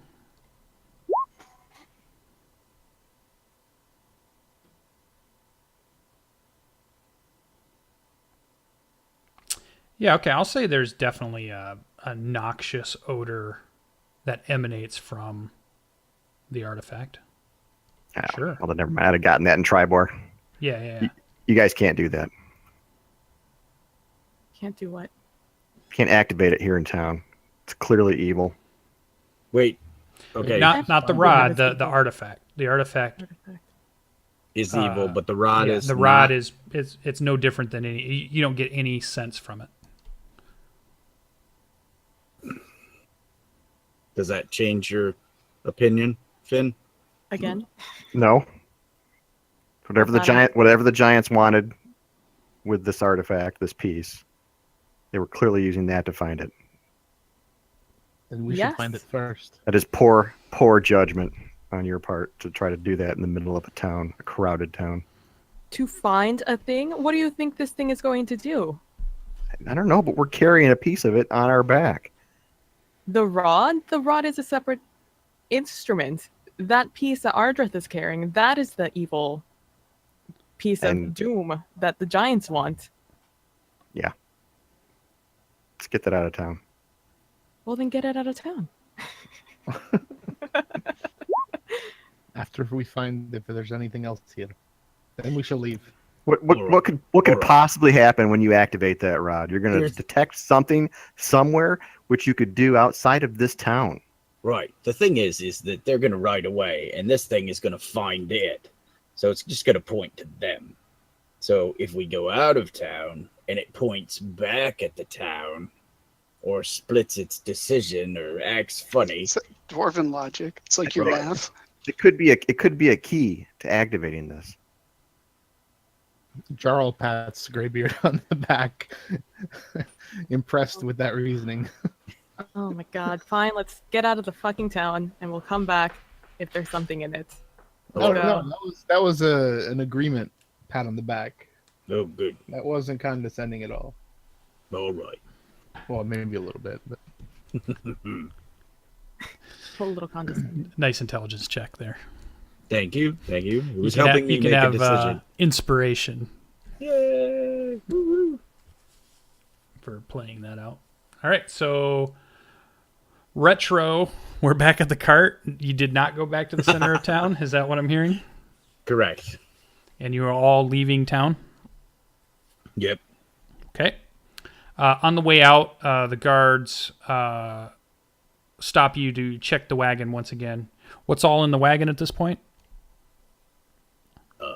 Let me look. There is, And is the body still there? yeah. Okay. There is 4 suits of hide armor, 5 great axes, and 6 times 40 crossbow bolts. Okay. Yeah, they stop you and they search the wagon once more. They kind of pick and move the stuff, but they don't touch the body. They recognize it as a dwarven corpse at this point. And then they check under your cart, and then he kind of waves to the guard captain, and they wave you along, and they let you out. They open the gates and they let you out, which close behind you as you go. And there's not a lot of traffic here on the road. You saw more traffic that seemed to be coming from Tribor to Yartar. You're not seeing as much traffic heading further east. A few here and there, but not much. It's definitely less traveled. And you are on the road, the Evermore Way, heading east. How far does the group go? It's early in the morning. Well, it's mid-morning now. I speak up after we're about a mile out of town and suggest that this is where we stop. Okay.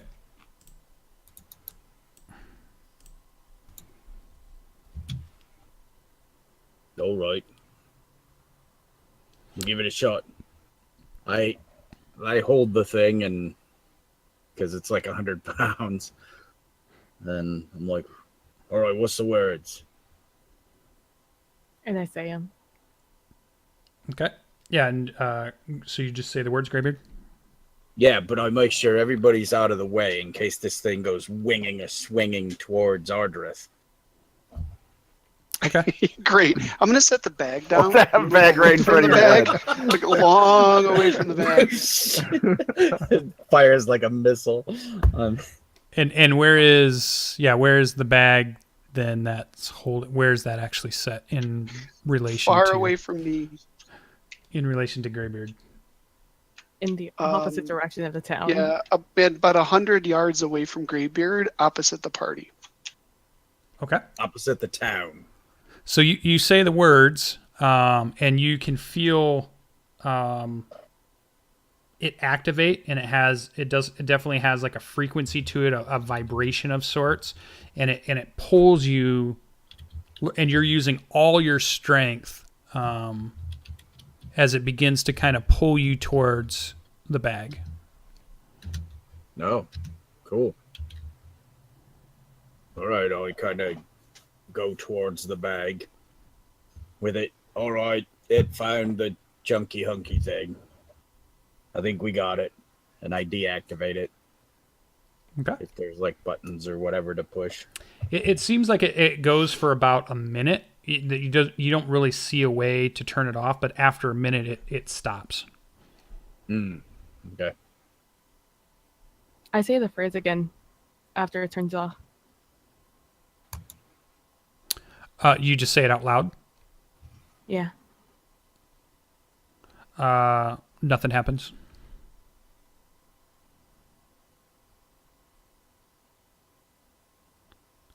Do I have to touch it? I touch it and I say, Okay. Yeah. You take hold of it.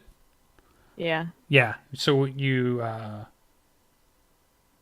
touch it and it you feel this kind of discordant frequency.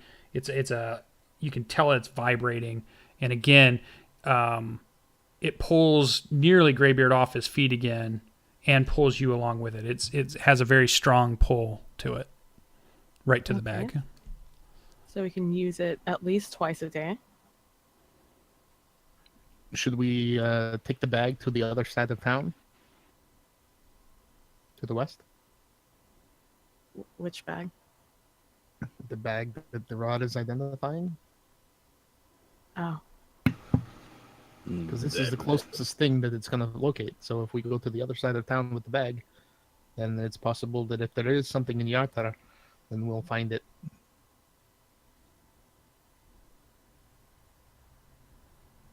Sure. What's the estimate on travel to the Dwarven stronghold? Definitely. It's like over a week. Yeah. And that's assuming, you're traveling at your fastest speed with nothing happening. It's at least a week. I'd rather not waste any more time on this while we have something so critical waiting. We could pass through Yartar again. And possibly saving Yartar now. That's not a priority for the Paladin. What exactly is giving you an indication that there's something buried in Yartar? Nothing gave me an clue? indication that something was in Tribor, and yet there we were attacked by several fire giants and their minions. Not everything can be seen, Paladin. But nothing has attacked Westbridge. Nothing has attacked Red Larch. Nothing has attacked Yartar at this point. And who's to say they're not? Tribor was attacked, 3 days ago? 4 now? I can't deal with what ifs. I can only deal with what I have in front of me. Which is the body of a slain companion. Well, then go ahead, Paladin. If that's your path, take it. He jumps on Nod and rides east. All right. With the dwarf corpse? Yep. All right. I committed to taking the dwarf corpse back, so I guess 2 times in one night I'm going to follow Finn. We need to figure out what is going on, but I agree. We have made the commitment to return the corpse. All right. Perhaps we can bury the object here, so that if we do use the rod somewhere else, maybe it will locate something nearby. Well, if there is another artifact. Oh, hey, no, that thing ain't going. We're keeping that. Yeah, we're keeping it. But the thing is we only have to let them get as further away from us than we are from the town, and then we can check your theory. We sure can. Who has the artifact now? They Ardreth. have the artifact. They're riding rod. off, and we have the detector unit. Yeah. So are we going to give the artifact to them? They already No, have they the artifact. We have the detector. right. metal detector. They have the magic evil. Yeah. Oh, okay. Sure enough. So let's. How long do you think it's gonna take? 20 minutes? 30? It doesn't take long for them to move a couple miles. You can move 21 miles in a day. You guys have moved a mile so far. All right. So as soon as they're a couple miles away, further away from us than the town. Yeah, is. so you can figure, I don't know, probably a 15... No, it's probably about 18 minutes per mile, maybe. So, We'll wait about an hour. Okay. So I guess we'll do a short rest. Okay. So Not that we need an it. hour down the road travels Finn, So he's not going to take the cart? No, he's got the corpse on his back, on the back of Nod. Okay. And Ardreth is with Finn. Yes, sir. And we'll say Coffee's with Finn. Okay. So an hour goes by. You guys have ridden further down the track. And you see a flash behind you. And it's like a mushroom cloud. No, I'm just kidding. So it's an hour goes by. Okay, so the Ian, Jarrel, and Greybeard, you've kind of sat on the side of the road for an hour. You've seen some other a caravan group go by with several wagons, guards. You've seen an adventuring group go by. You've seen you're kind of out still within a mile of Yartar. You're still kind of in some farmland area, and an hour goes by.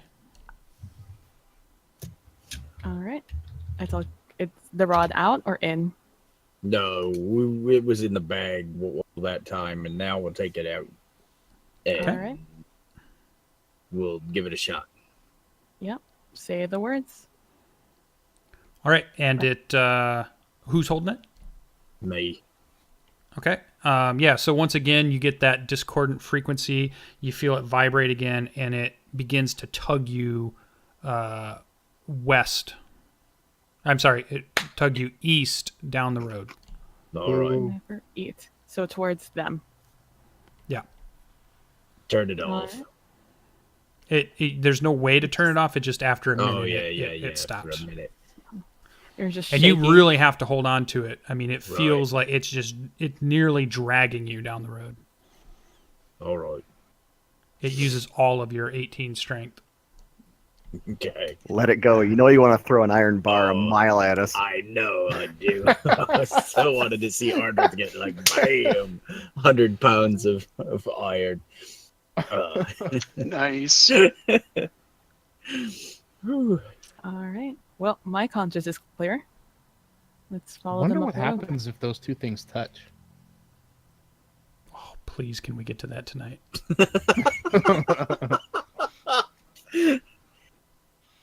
Well, a little legerdemain and a sleight of hand here or there, maybe. All right, so I assume you guys mount back on your horses and gallop up to catch up, make up the time. And you guys can see them riding up. You pass some farmers, you pass the caravan, the adventuring group, and then you catch up to Finn, Ardreth, and Coffee. How long was the difference? If we take away that hour. Yeah, I mean, to gallop and catch up to them at double time, it only probably took you 15 minutes to catch them. So it was an hour and 15-ish by the time you catch up to them. So it's like mid-morning or noon-ish. Yeah, because you'd spent enough time in town waiting for the merchants to open. So yeah, it's getting to be a noon. You're probably not going to get as far as you normally would have because you waited around in town a little bit. But you guys will probably make about, I'll say you make about 17 miles today. As we get within earshot of Finn and Ardreth, Greybeard starts.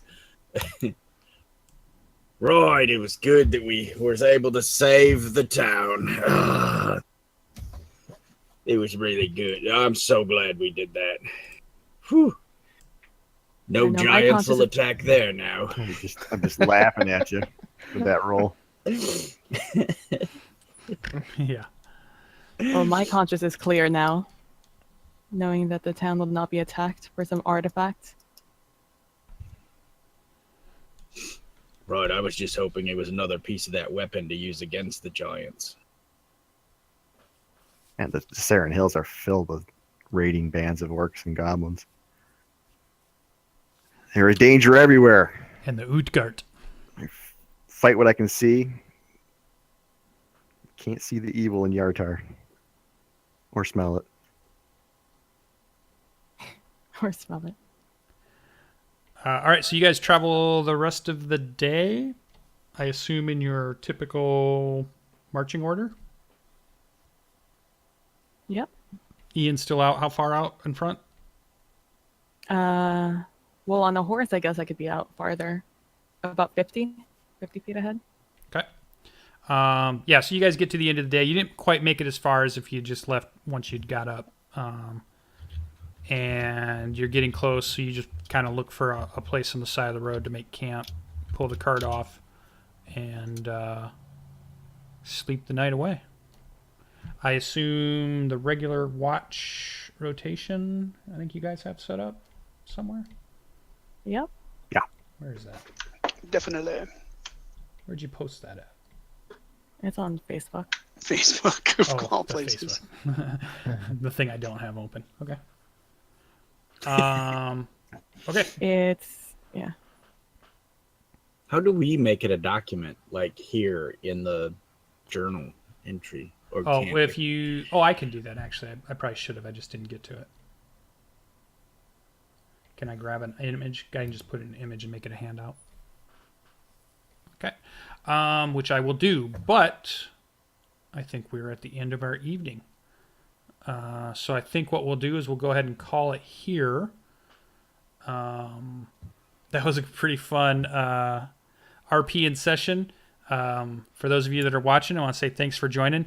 Don't worry. If you love the RP, then tonight was great. If you're all about the action, it's coming. Don't worry. The 6 are definitely not out of the woods yet. So definitely come back and check out their continuing adventures and what shenanigans they're going to be up to. I will definitely get the videos posted probably tomorrow or the next day, so you can rewatch them if you wish. You can check him out on Kernels if he is putting his up too, although he had a computer crash last week, so I don't know. Yeah, if I'm a little those are behind. But, In fact, first one went up today. I was going to say, you just posted one today. Yeah. So you can also check out the player perspective from MC Kernel's YouTube channel. And thanks, Greybeard, for hosting my channel for tonight's stream. But we will be back next Monday, and it's going to be fun. I definitely don't miss it. A lot more to the story coming up. And so thanks for joining, and we will see all of you in the next one.